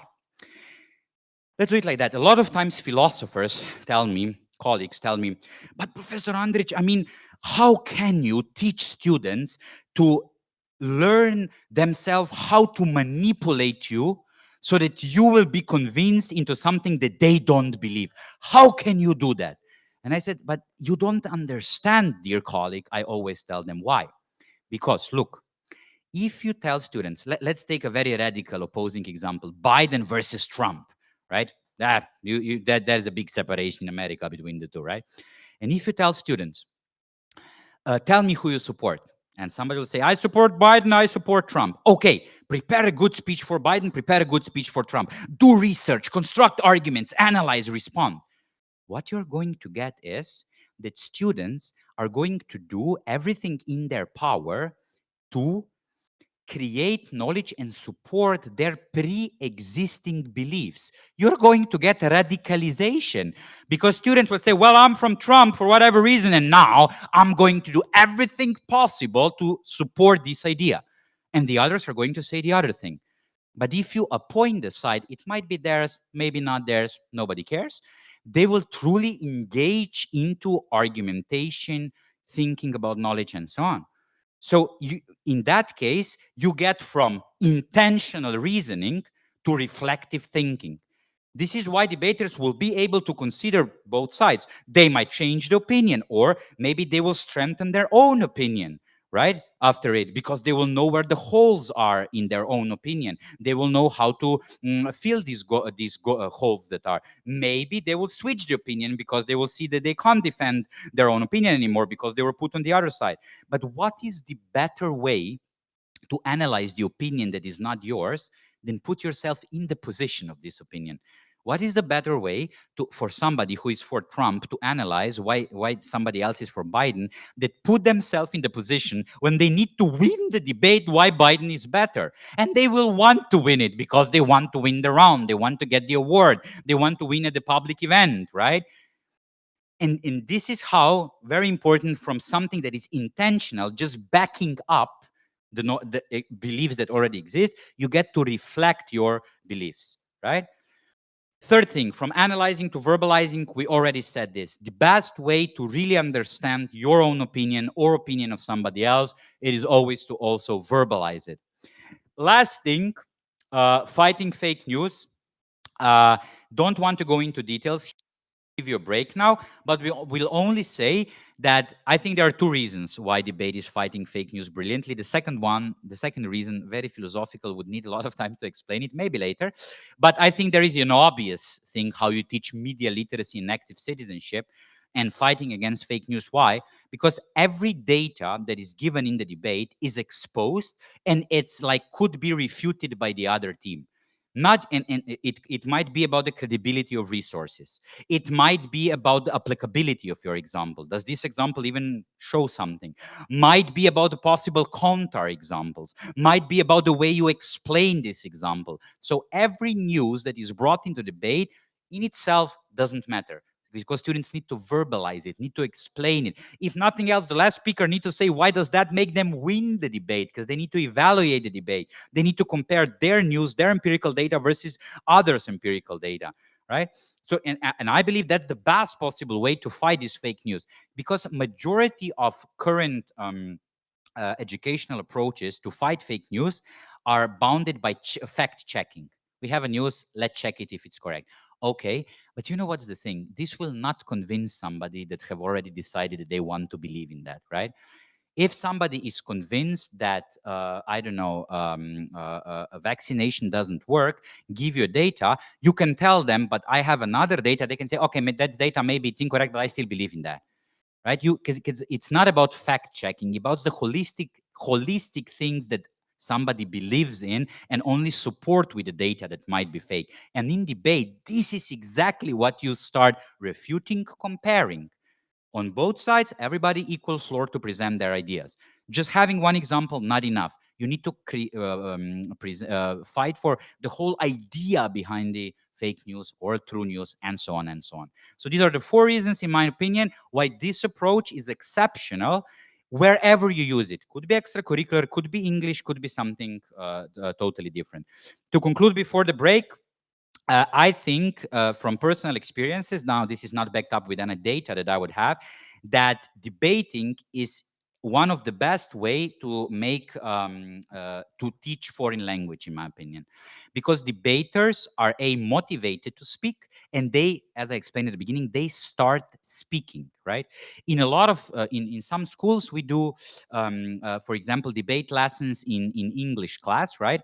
And you cannot imagine how big the difference is after 2 or 3 debate classes, because they realize at some point that the point is to communicate the content.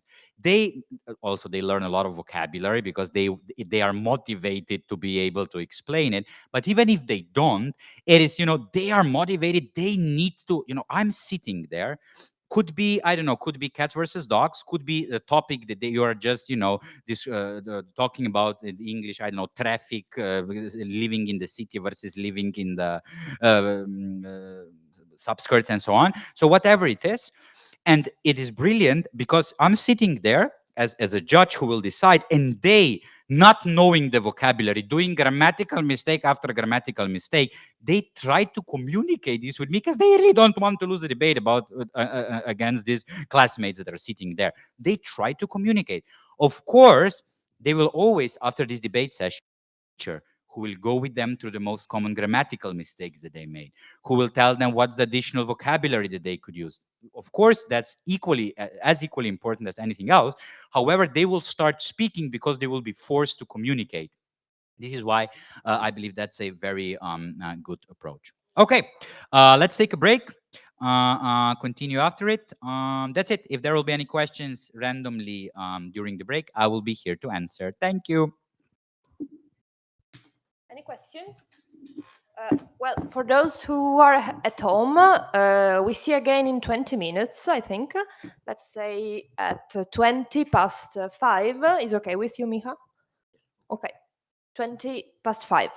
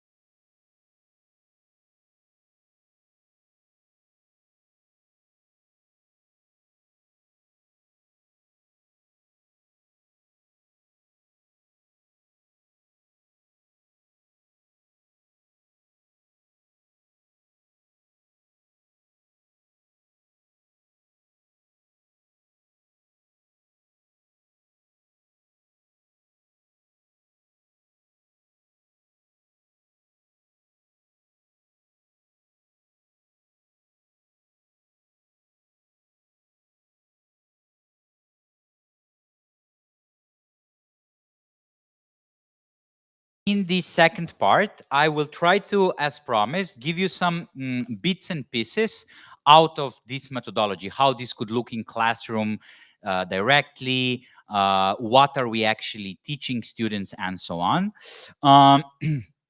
And so we only have, I don't know, 1 hour. I will leave some time, obviously, for your questions and a discussion if you will want to. So what I'm going to do now, it's not going to be, a holistic overview of what you could do. It will truly be only what I am promising. That is to say, some bits and pieces of different ways of how you could implement this. And I will try to use things that I already did in classroom, so that I don't speak abstractly, but that I go to the direct examples.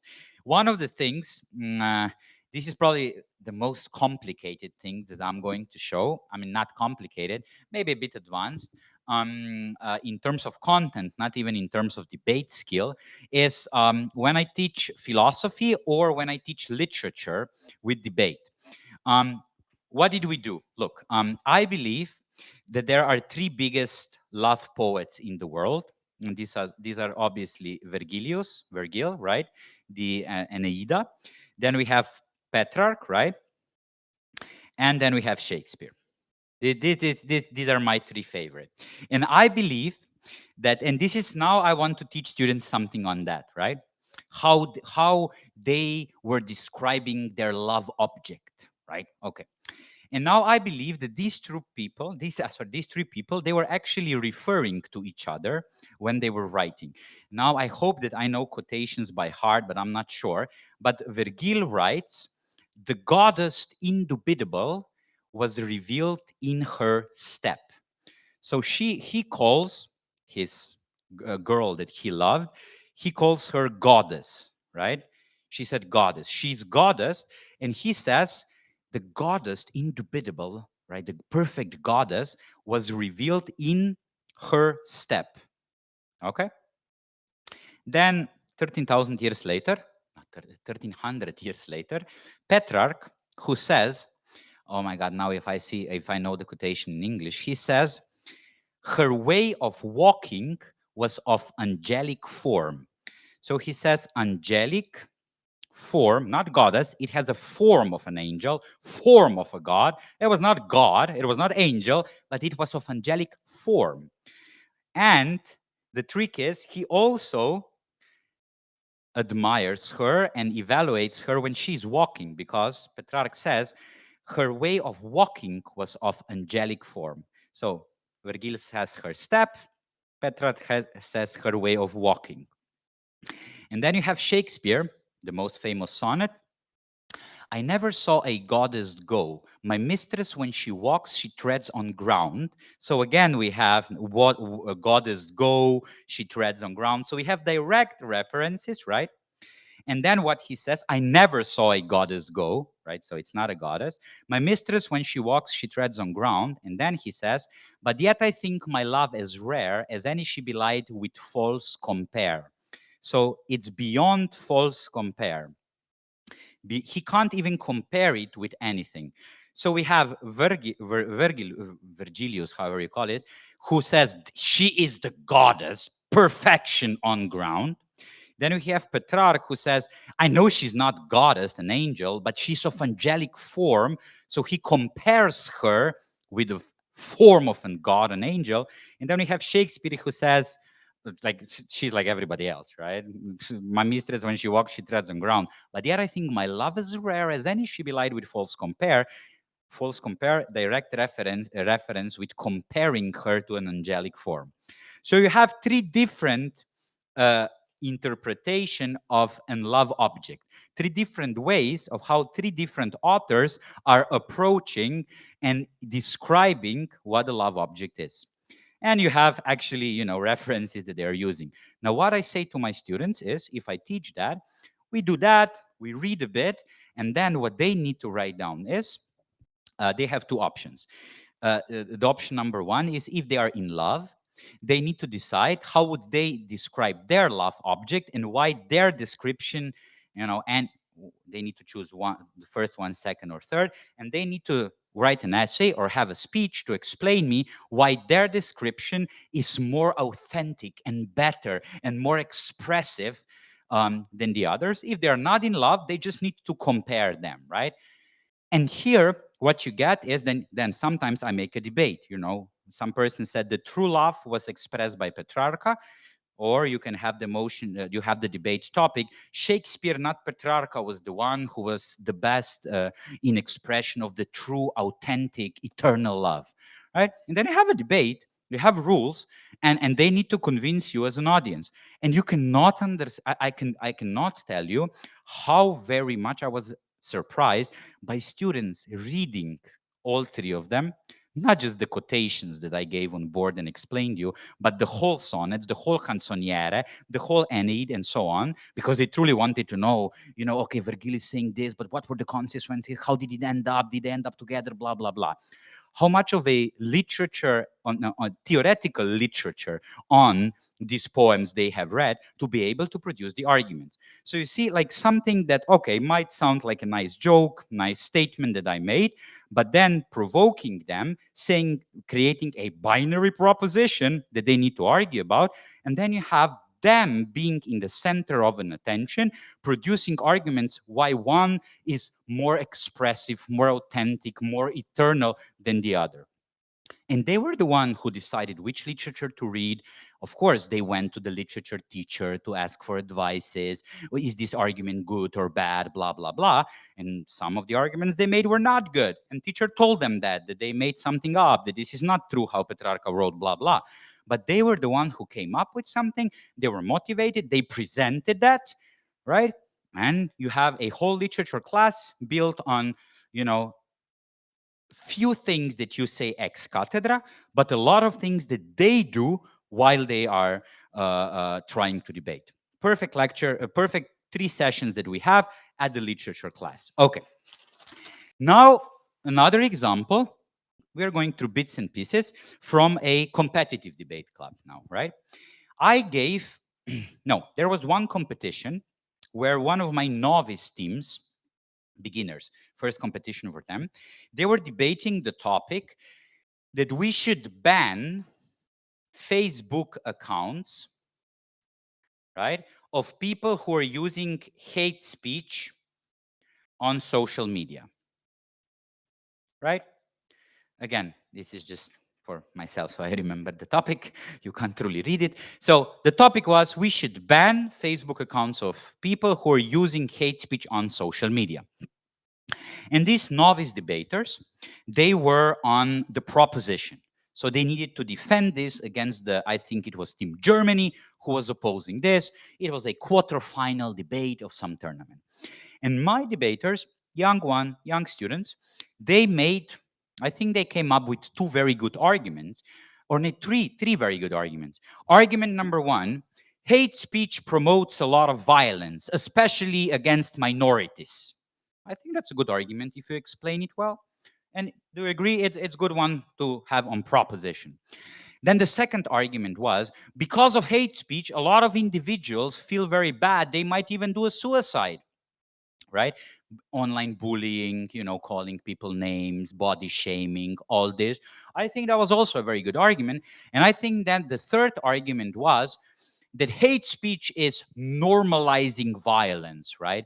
People are getting used to bad words, to violence, and in the end, it was in times of Trump, and then they used Trump as an example. They said, look, at the beginning of his mandate, when he said, I don't know, stupid Muslims, everybody were outraged. 3 years later, he's constantly saying that nobody even cares anymore because it got normalized because we allowed it. If this is good or bad, up to the discussion. But these were the 3 arguments. I think these are 3 good arguments, right? They explained it well. They had a lot of examples and so on. However, they immediately lost the debate. Even like after the first speech of the opposition, and I told you how many speeches there are in the debate, right? Remember, 4 speeches in each debate in the format that I have described to you. They lost the debate, and it was clear to me when I was listening to the debate that they are going to lose against Team Germany after the first speech that Team Germany made. You know why? Because the first speaker of Team Germany came up, was a young boy, and he said, Ladies and gentlemen, dear judge, we thank the proposition team Slovenia for 3 great arguments. We need to tell you that we absolutely agree with all the 3 arguments that they have told us. We agree that hate speech promotes violence against minorities. We can't deny that. We agree that because of hate speech, you might get suicidal people, and that's bad. And we agree that hate speech is normalizing violence. We agree. However, we still oppose the ban of accounts of people who are using hate speech on social media.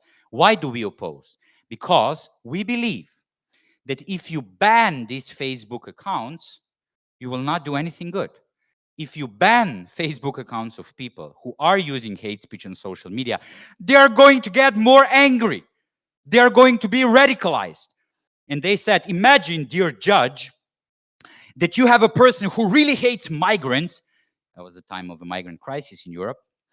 And they are saying bad things about migrants on the social media. They say the state is just trying to make a different culture out. They are against European culture. They want migrants in. This is bad.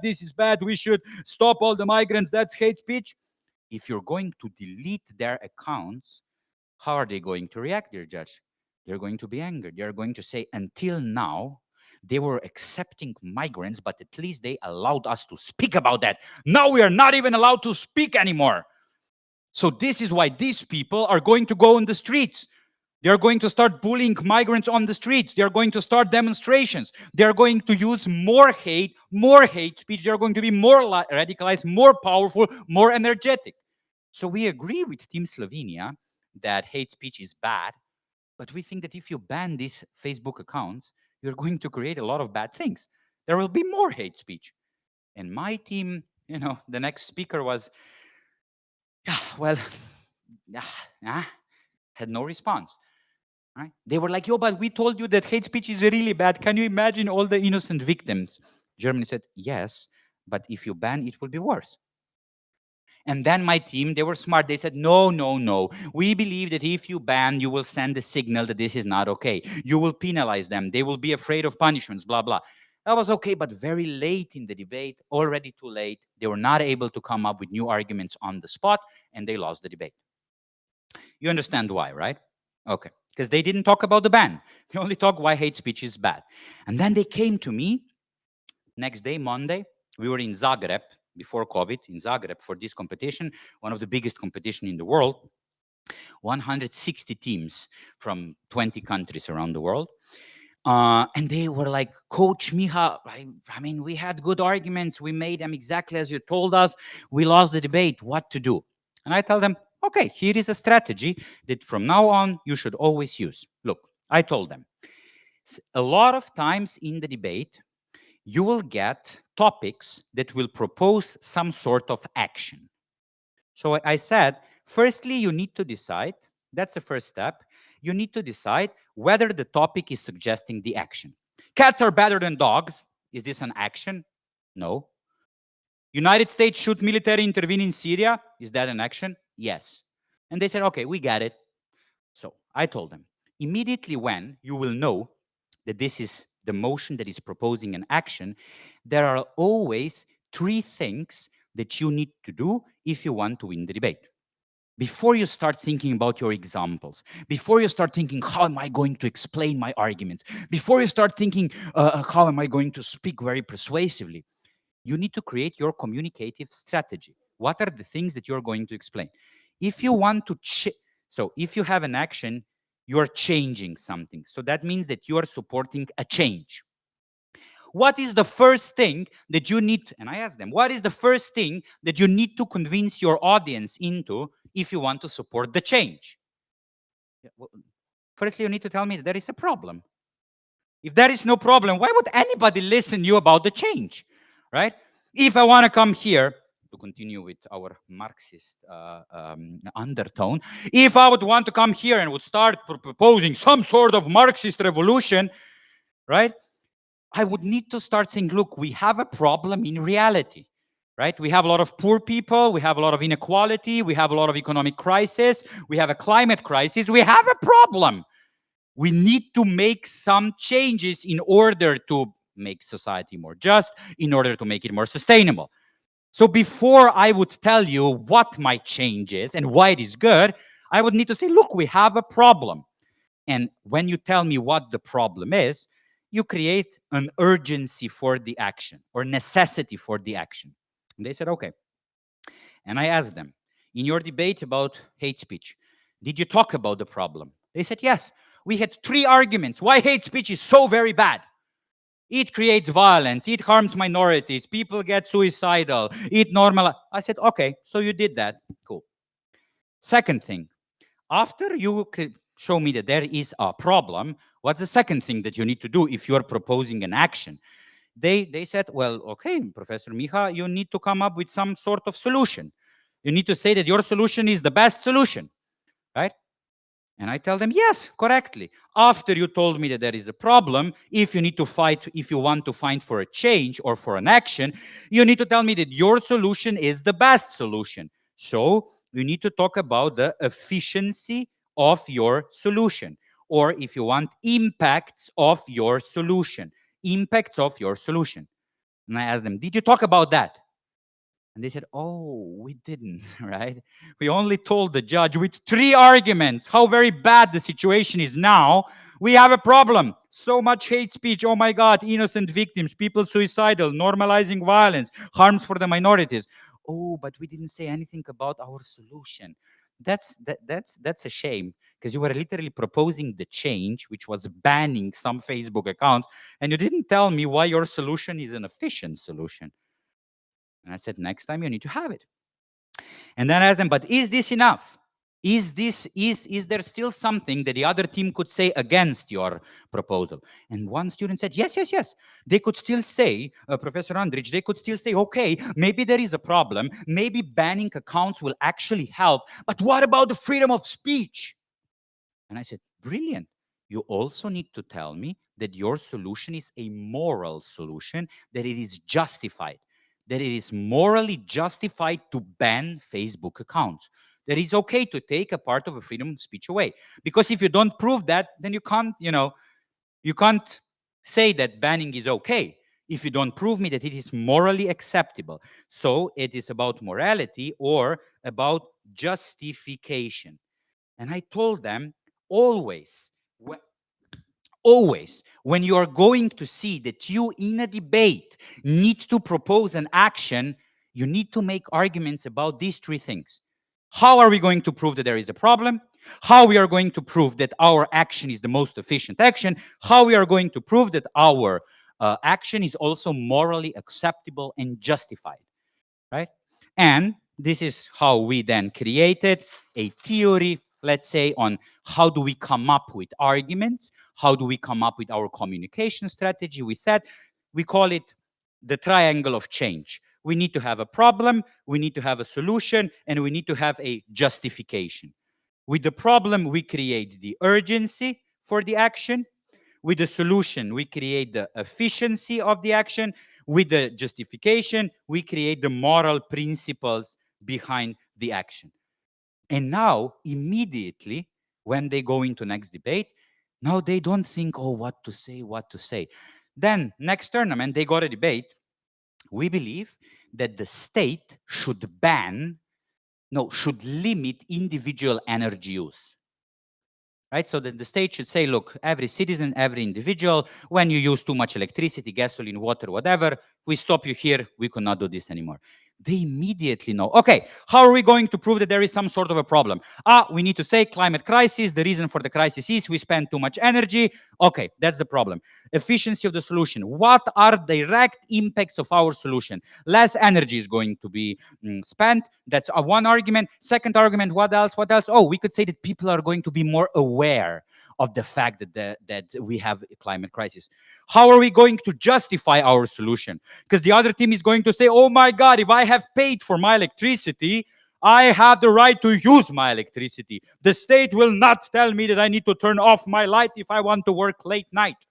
So we need to have justification why the state can do that.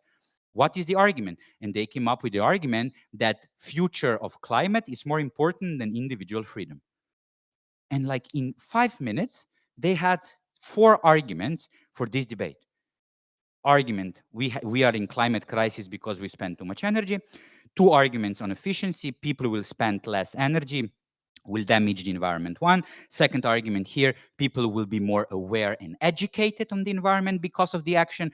And the fourth argument, future of climate is more important than individual freedom. They immediately had three arguments. And now they know how to approach these debates in the future. However, they also know how to oppose these debates, how to oppose similar topics, right? What if you're opposition? We should not limit individual energy use. Okay, can we disagree with the problem?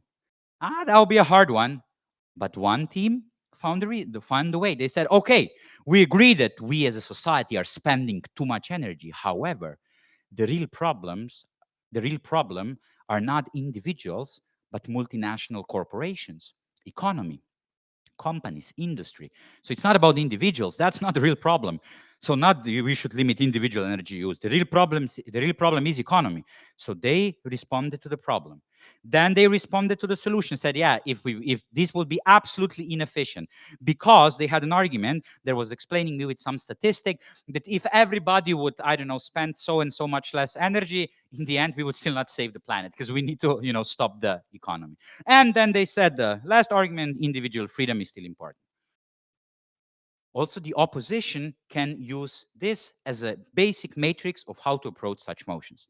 Now, obviously, this is a very, very basic advice. We could have a specific session only about the problem, solution, moral justification, principles, all this.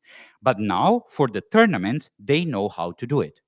However, the important thing here being educational impact of this is that these students now know how to advocate for the action they want to propose.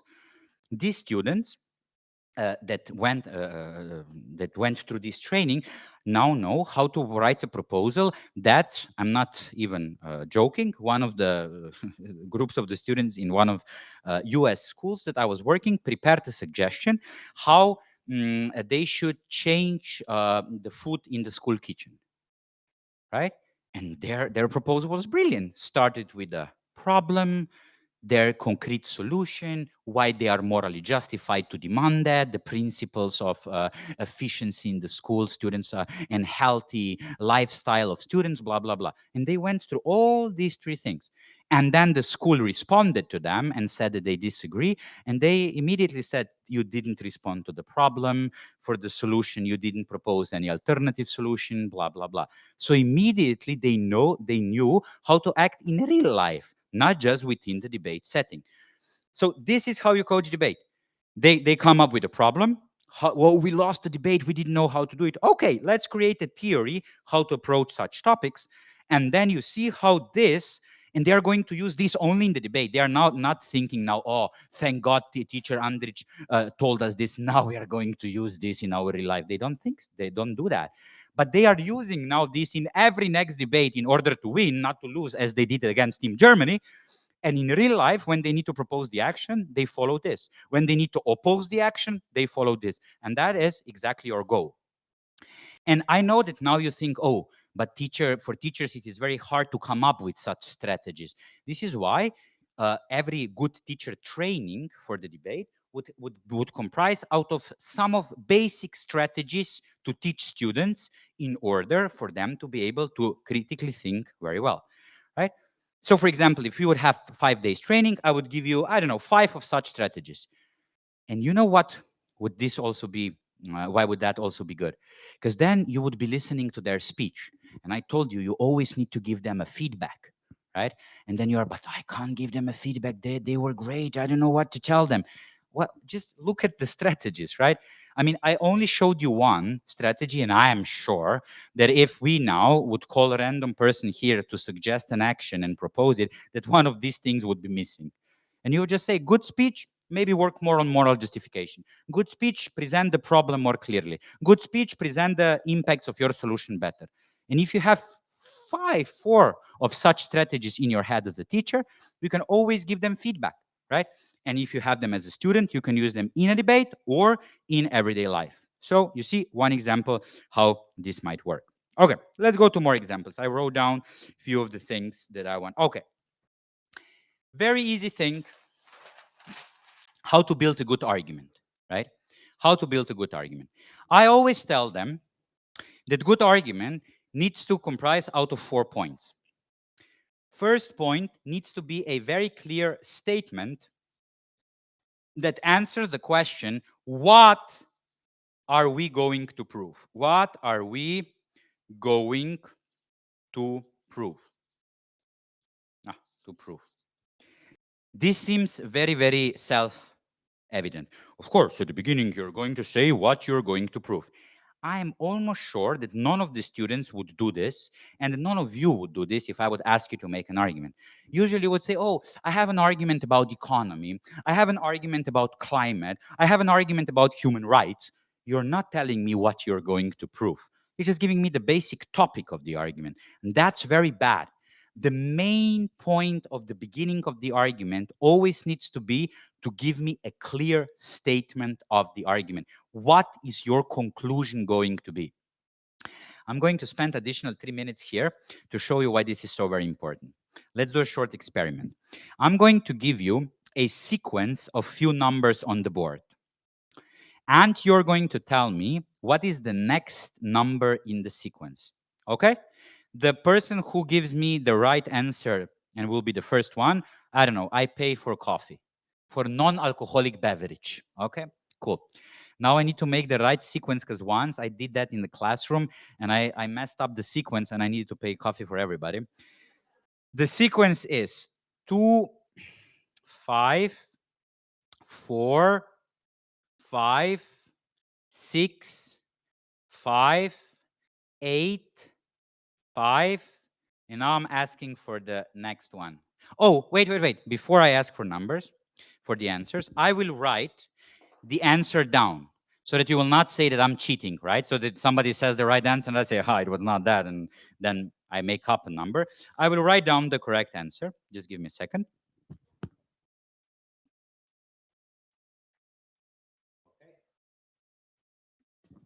So what's the next number in the sequence? 2, 5, 4, 5, 6, 5, 8, 5. I'm only asking for one number. So you say 10. Okay. This is not the correct answer. Any other answer? You still might get a coffee. No answer? Okay. So no coffee. For the record, no coffee will be given. The answer that I also wrote down was 192. I wrote it down. So if somebody would say it, right? The right answer is 192. 192. Why? Exactly why? You know why? Because the only rule that I had in my mind, the rule of the sequence was, there always needs to be 5 in between, right? For all the other numbers, the only rule that I had in my mind, the idea, the point was that every next number needs to be bigger, higher than the previous one. The fact that there was always the difference of 2 was only a coincidence. And I wrote it down, so I was not cheating. And this perfectly fits my rule. Do you agree? Yes. But also I can see on your faces that you feel that I was cheating. I see on your faces that you feel I should get my coffee, right? So my question is, why do I see these faces now? I just gave you a perfect logical explanation of why my answer here is the correct answer. You all agree with this answer. You have no refutation towards this argument, right? Towards this answer, towards this conclusion. And you are all rational people here engaging in a rational discussion with me. So you have no argument against this. And yet I see on your faces that you're not buying this answer. Why? Why this discrepancy? Because human being, right? We are not rational. We are just very good at rationalizing, right? We human beings, I like to call us, we are pattern-seeking animals. The moment when we see something, we need to make sense out of it. The moment when we see something, we need to say, okay, now I get it. It's logical because this, and this. We are seeking for the pattern, for explanations. Why are things like that? Why did she leave me? Oh, now I understand. It made sense, right? I already knew I should know from the beginning, and so on, right? So you always need to, human brains always seek for pattern. And the moment we find the pattern, we have hard time letting it go. And this is what happened with you. You all got your pattern into your mind, that the pattern is that the number is 2 times higher, and you said 10. I told you, tough luck, that was not the pattern. It was just a coincidence. And you say, yeah, okay, but we still prefer our pattern. And if I ask you why, because it's ours. You have no other answer. And now, how is this connected to argumentation? This is why you need to tell me at the beginning what you are going to prove. So if you tell me, I have the argument about economy, maybe when I'm going to listen to you, I'm going to think, oh yeah, I get it. It's going to be about unemployment. I get it. Good point. And then you actually talk about the new economic crisis and GDP and a global economy. And maybe you will give me perfect argument, right? Perfect explanation, as I gave you perfect explanation for this. But my response would be, okay, I get the argument, but yeah, I prefer my conclusion. Should be like that. Unconsciously, I will not buy into your logical explanation because you didn't create the pattern for me at the beginning, right? So this is why you need to expose what you're going to say at the beginning when you start with your rational argumentation. This is the point. This is what I am going to prove. And also, students or yourself, everybody, that goes for all of us. If we will later on, in other parts of the argument, going to be a bit, confusing, right? Let's say that we will mess up some example and we will forget something, we will get confused and so on. If we don't say what the statement is, what are we trying to prove, your audience will be, I'm so confused, I don't know where you're getting. But if you tell me at the beginning, look, I'm going to tell you, if you do this, the unemployment will happen because some companies will fire workers. Now, whatever you do later when you're explaining, giving examples, giving logical reasoning, even if you mess it up a bit, I'll be, yeah, but I get the pattern. I get where you're going, right? I get that you are trying to prove me that there will be unemployment. So I will be much, much more positive in evaluating your arguments. So this is why arguments always start with a statement. Then I go through my student. What's the second thing that you need to do in argument? You need to explain your statement. So it's an explanation. You need to answer the question why this will happen, why this is true. We could do this on a very simple argument. Let's say that the debate topic is homeworks should be obligatory in schools. Why is that good? Students will say homeworks will help students to have better grades. Okay, that's a clear statement. I ask them why. Can you explain me this? And they say, oh, there is a study there and there. I said, I didn't ask for a study. I asked for an explanation. And they say, okay, why would now students have better grades? And they start giving me reasons. Because they will be forced to exercise at home. But then I ask them, why will they be forced? Well, because they will not want to get some sort of punishment or minus in the school. Okay, how will now exercise helping them? Well, they will remember what they did in school. Why and how will these help them get better grades? Well, they will not need to learn everything one day before the test. And they get some sort of explanation. Okay. Then I tell them, okay, I got your explanation now. Could you maybe illustrate this explanation with any real life example? So we go for illustration, right? Example, statistics, study. And they go on the internet and they always find something. In Texas in 1990, I don't know, 1998, there was a study made that showed that people who are doing homeworks regularly have better grades. Nice. Now they have illustrated their explanation.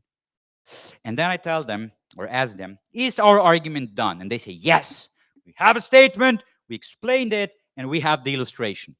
And I tell them, but then that's a poor argument. And they said, no, but it's a very good argument.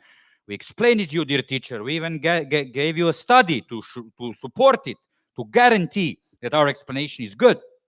And then I ask them, okay, I will try to oppose then your argument, I say. And I said, okay, ladies and gentlemen, my students have presented a nice argument that have proven you that if you do homeworks, you will have better grades. They gave an explanation.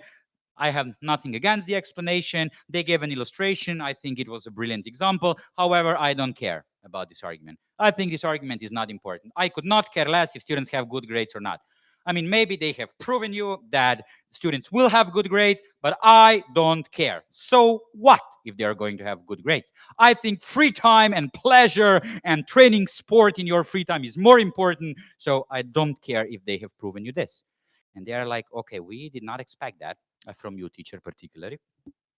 So then we add the fourth point in the question, in the argument, which is the point of importance. Why is our argument important? Why does it matter? Why does it matter that we have good grades?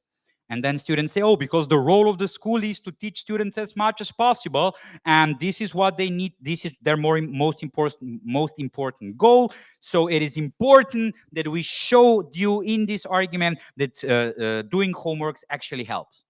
And then I say, okay, now I can't say, so what? Because you have explained me why this is so very important. Or they say, dear teacher, this is important because if you have better grades, you have better chances to get into the later on in the school or university that you want to get. You have better options for your future. I said, okay, now I can't say just so what, because you explained me why this is important. And you see, now we have the structure of the argument: statement, explanation, illustration, importance. Whenever, from the moment when we have this on board, whenever students in my classroom, might be philosophy, might be debate, might be communication, negotiations, whatever they say, I demand that they say it in this structure. Tell me, what's your point? Firstly, explain me the point, then use any possible example to illustrate the point, and tell me, why are you even explaining me that? Why is this even important? And to show you a little trick, absolutely stupid trick, but it works for students sometimes, I always say that arguments needs to be sexy. Why? Because they need to have statement, they need to have explanation, and they need to have illustration. So they need to be sexy, statement, explanation, illustration, and they need to be important. Sexy and important. Right? I write this on the board, and always when they are presenting me arguments for whatever, before they present, I ask them, is your argument sexy and important? If not, go back, make it sexy, make it important, then you can present it. Try to follow this structure. A lot of times they won't be able to follow this structure. A lot of times not. But what we need to try to get them to do always is, whenever they try to say something, they need to try to firstly ask themselves, okay, what is my main point? What is how am I explaining this point? Do I have any examples to support this point? And why am I even talking about this? From then on, they always use that. You see another strategy. And now when you are going to listen to your students, and I would tell you, please evaluate the argumentation. Maybe you don't know anything more than this about argumentation, but simply look, did they make a clear statement? What are they proving? Did they explain this statement? Did they use examples? Did they tell you why this is important? I am sure that they will miss at least one point, and you already have also feedback for them. This structure can also be used to analyze the arguments by the others. I give them a blank piece of paper and a political speech from the parliament to watch. And I tell them, okay, analyze the speech. Tell me what was the main statement. Tell me how did they explain the main statement. Tell me how did they illustrate the main statement. And tell me why are they even talking about this, right? Importance. And then they firstly listen to the speech without that, and they're like, yeah, we can't summarize it at all. We have no idea what they're talking about. Then I said, okay, now use this and try to write it on a piece of paper. And they said, okay, this is what they said. They didn't really explain it. They had some examples, usually not connected with the statements at all, and nobody truly knows why they're talking about that. Sometimes better, sometimes worse, but it's an easy way how you can not just construct your own arguments, but also how to analyze critically the article, the text, or what somebody else is saying. Again, little bits and little piece bit from the debate communication theory that we explained with students by asking ourselves a simple question: why one should make homeworks obligatory. We got a structure out of it, and now they can use this, use this, use this. right? Very, very simple. Okay, let's take another one and then I'll stop and give you a floor to ask a question. I have two more that I think are interesting. Okay, so now within this, yeah, within this, there is 1,000 things that we can talk, little strategies, how to make your argument good, how to develop it, how to make deep analysis and really explain everything. One little thing that I always teach them when they are building their argument is that their argument needs to be very unique, needs to speak about unique characteristics. And then they are, dear teacher, okay, we understand you're a philosopher, everything needs to be unique, blah blah, but we don't get it. And then I gave them a topic to debate. Topic: we should ban animal zoos, right? And then always what happens, the opposition has the argument, always, always. And I'm sure if we would have time, I would ask you, give me an argument. I'm sure that would be the argument. They give me the top. They give me one of the arguments on the opposition is animal zoos are very educational. Educational, right? Students get educated. And then what we do is I ask the other team to respond to this argument, right? And there are two responses that I get. One response is yes, but animal suffering is more important than education. And I said, okay, so what we need to do is we need to learn how to compare things. So I tell them next week, cool, I'm going to have a lecture on comparative analysis. And then I have, kids that are 12 years old. Oh, yeah, we need comparative analysis lecture, right? And they will literally listen because they have no idea how to explain to me or to their teacher why animal suffering is more important than education. Yeah, because animals suffer. Yes, I know they are. That's the whole point. But why is this more important than education? Yeah, but they're poor animals. I said, this is not an argument. You won't win the debate. And they said, okay, we agree, teacher. You will need to explain us something from comparative analysis. Okay. But then I say, but you don't know that yet. So you have no response to this argument. Do you have any other idea? And then sometimes, if I ask them correct questions, they come up with a very good idea. They say, okay, maybe animal zoos have educational value, but, and I will quote 11-year-old girl, but she said, you can teach little kids the same things about animals without taking them into the zoo. And then she said, I will make it sexy. I will illustrate that. She said, these are the possible alternatives. You can take them to safari and then love her for this quote. She said, or you can make your kids watch Netflix documentaries, right? And that was a brilliant response. Why was this brilliant response? Because this argument that animal zoos have educational value, was this argument correct? Was this argument true? Yes, it was. Was this argument important? Yes, it was. Education is important. Was this argument unique? Are zoos uniquely educational? No, because there are other things that might educate kids the same. And I said, you see, now you will always need to make your arguments unique.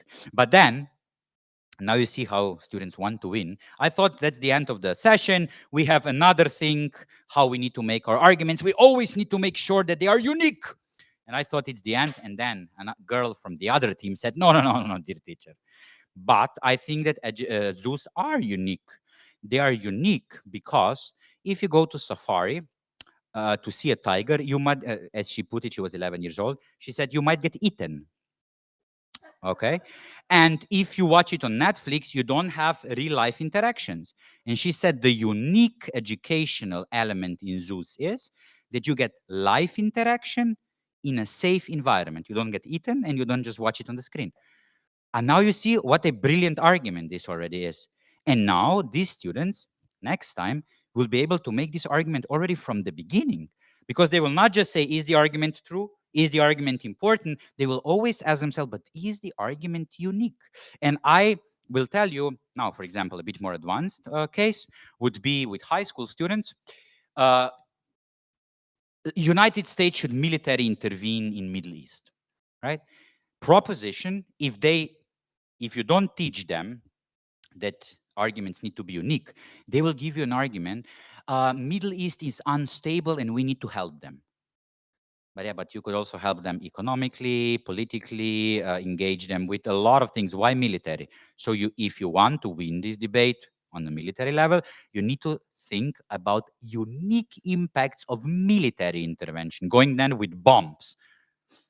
Or the opposition, if they are on the other side, will know that if proposition is just going to say, yeah, Iraq is unstable, we need to do something there, that's not a good argument because it's not uniquely connected to military intervention.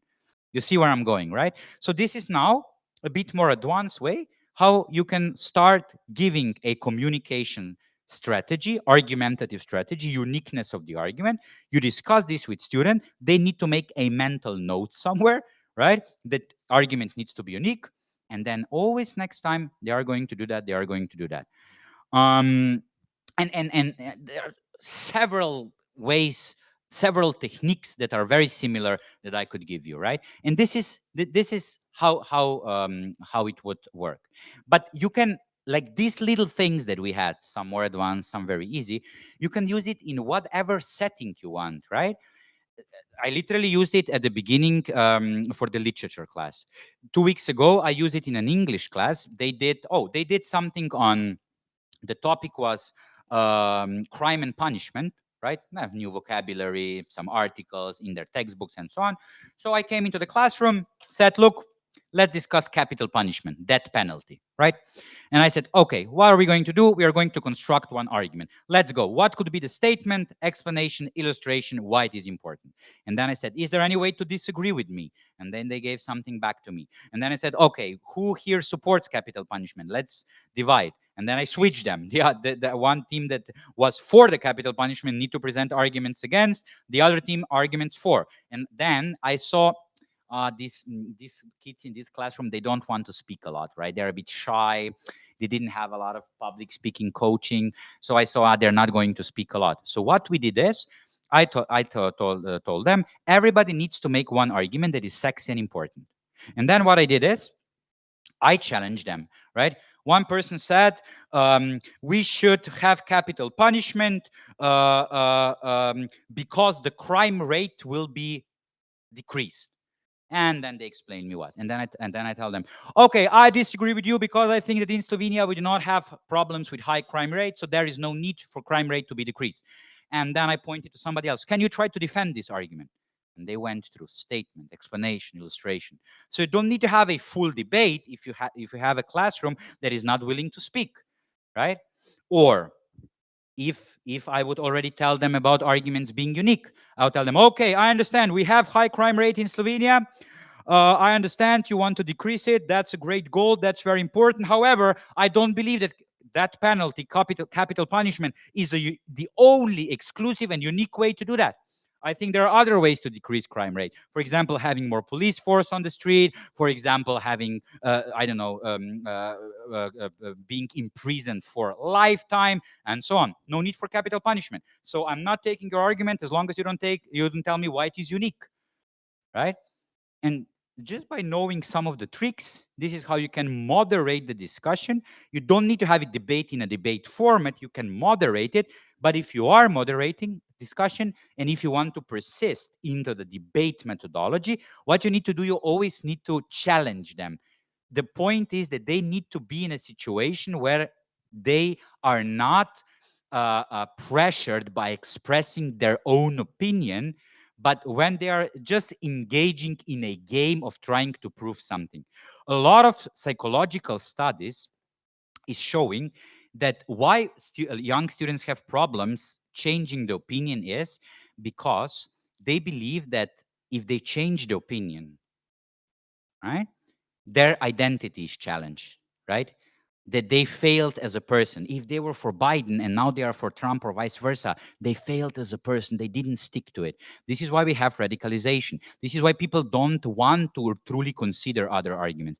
This is why people feel so pressured where they need to present something that is a part of their identity. Tell me, what's your favorite movie? And students are, oh my God, that is my favorite movie. But what if I'm not being able to present that it's really the best movie ever? And I know that's a silly example, but this is how psychology works. So this is why you totally disengage them from their personal conviction, from their personal identity. Give them a topic, construct an argument, oppose it, ask somebody if they can oppose that argument, and you can just moderate the discussion after explaining them a trick or one, just to have something to return to it constantly. Okay, there is a lot of things I could tell you, but I'm speaking for a long time already. So I will stop here. And yeah, if there are any questions, I'm more than glad to answer. Otherwise, it was great to speak to you.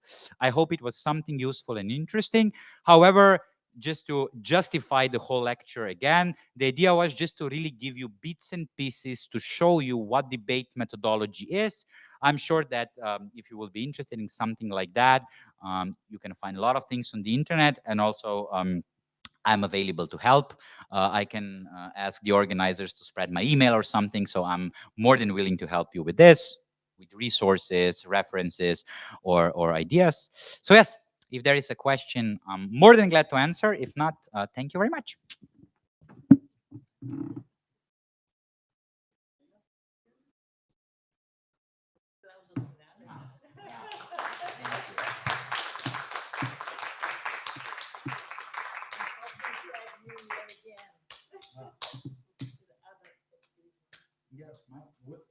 Always willing to be here. If there is anything, I'm here.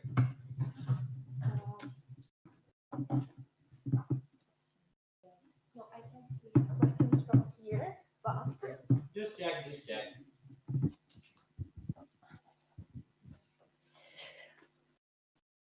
they ask, how can a student build their confidence in a debate? How can they feel?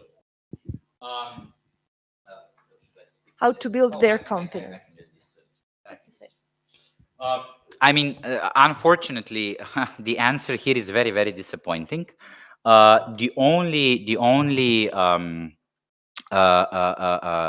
true answer is they need to do as many exercises as possible, as many debates as possible. To put it differently, you need to, as a teacher, normalize speaking. This is why it's so important that you don't approach critical thinking only to analyzing, writing, and reading, but to verbalizing, so that it becomes normal that they speak, normal that they lose the debate, normal that they are refuted, that they might lose the argument, and so on. So you need to normalize critical engagement. That would be the first step. Secondly, Americans, they have very good expression for this. It's called the winner attitude. So whatever happens while you're speaking, you should pretend like it was everything it was planned. Once I was at Beyonce concert, right? And she fell on the floor. What she did was not like she didn't stood up and said, "Oh my God, let's turn off the lights and let's start from the beginning." She was acting like nothing happened, right? And this is how students, this is the direction that students need to have. And I always tell them, and I'm sure if you are teachers here that you know this example in this case, that the biggest mistake when it comes to oral exams, I'm sure you do have oral exams in Italy when you ask questions. Yes, the biggest mistake that I see students doing in oral exam when I ask questions is that before I ask the question, they tell me, "Oh, dear teacher, I'm so sorry, I didn't read. I will probably get a negative grade. I'm so sorry. This is so very bad. I don't know anything." I always, when this happens, I tell them, "Are you kidding me?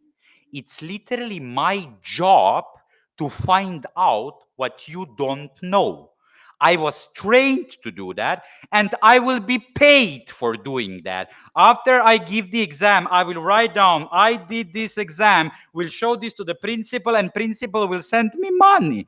This is my job. Don't do my job as instead of me and for me. Let me work for my money." Right? I tell them this. So when you come to the podium, I tell them, "Look, tell me now, I will try to do my best. And you, teacher, you need to figure out what I don't know. Let's see who wins." And this is what the approach in public speaking should be. It's on the audience or on the other team to realize what you cannot do. You should never try to express this, explain this, show this. You just need to pretend like nothing happened, like everything is exactly planned, and the others are the ones who need to realize what you cannot do, what you didn't do well, and so on. When it comes to debate directly, when I have novices and I take them to the tournament, or for example, in a classroom, I told you about this history class, they are going to have a debate on Greek versus Roman culture. And they're like, we have never debated and we don't get this history. Oh my God, it's going to be so very bad. I tell them, I perfectly get you. You probably truly don't know a lot. It's going to be the first thing, the first public speech for you. That's concerning. However, note that you are in a debate. That means that you're against the other team, and the other team also doesn't know anything. The other team is also doing it for the first time. The other team is also absolutely struggling. So just fake it till you make it, right? This is why debate is exceptional, because it's always the competition, the struggle between the two, and they are both in the same position. You don't, put the student in an exceptional position when they speak to the whole podium that they need to convince. No, they just need to be better than the other team. And if they say, teacher, this topic is so complicated, I can't explain anything, I said, that's great, because that means also they can't explain anything, right? So this is something that takes pressure off the students if you are trying to normalize this public speaking, being willing to lose and so on through debate, because it is always the struggle between the two teams. So that would be my answer. I mean, obviously, there are thousands of tricks in communication, public speaking trainings that we could now go through, what to do, where to look, blah, blah, blah. But, this is totally like, it should be a different training where we would go through different tricks, how you can trick yourself to be more self-confident. But I think the main thing is in this general approach you take in speaking. So that Another question from... Yeah. How do I change the topic in a debate if I'm losing? Well, you can't change the topic, right? That's the first thing. I mean, that's actually an interesting question. Why? Because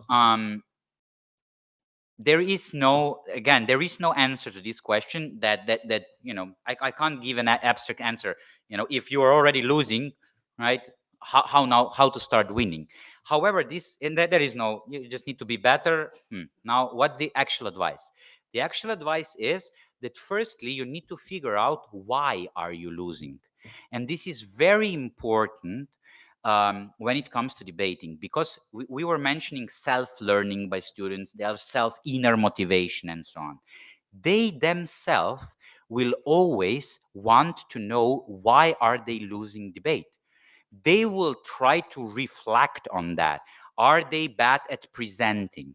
Are they bad at explaining arguments? Maybe they just don't have knowledge. Maybe they don't have good communication strategy, as my students figure out with banning the Facebook accounts, right? So the first thing that you need to realize and reflect on if you want to stop losing in a debate is to realize what is the thing that is making you lose at that point. And that is, by the way, also when it comes to communication and argumentation and debating, the easiest and to me most powerful advice when students ask the question, or not just students, politics, business agents in negotiating and so on, when they ask, okay, but how do I prioritize things in my speech, right? What is the thing that I open my speech with? What is the first thing I say? Well, what do I spend the most time on, and so on? And there is only one answer to this. You need to spend the most time on things that were so far the weakest things on your side. You should focus on the things that are currently making you lose the debate. If this was one missing argument, you need a new argument. If this was one missing example to support one of the arguments, then go for this. So the answer to this question would be, you need to firstly realize why you are losing, and then there are different strategies to deal with different reasons why you are losing. That would be my answer. Okay, anything else? If not, once again, it was my pleasure. Once again, to the organizers, thank you for inviting me. You can share my email, working email, with the participants. If they want to ask anything debate related, will be my pleasure to help you with anything. Otherwise, hope it was something useful. And now going back to Slovenia, to poke my cat to see if she made it through the afternoon. Thank you.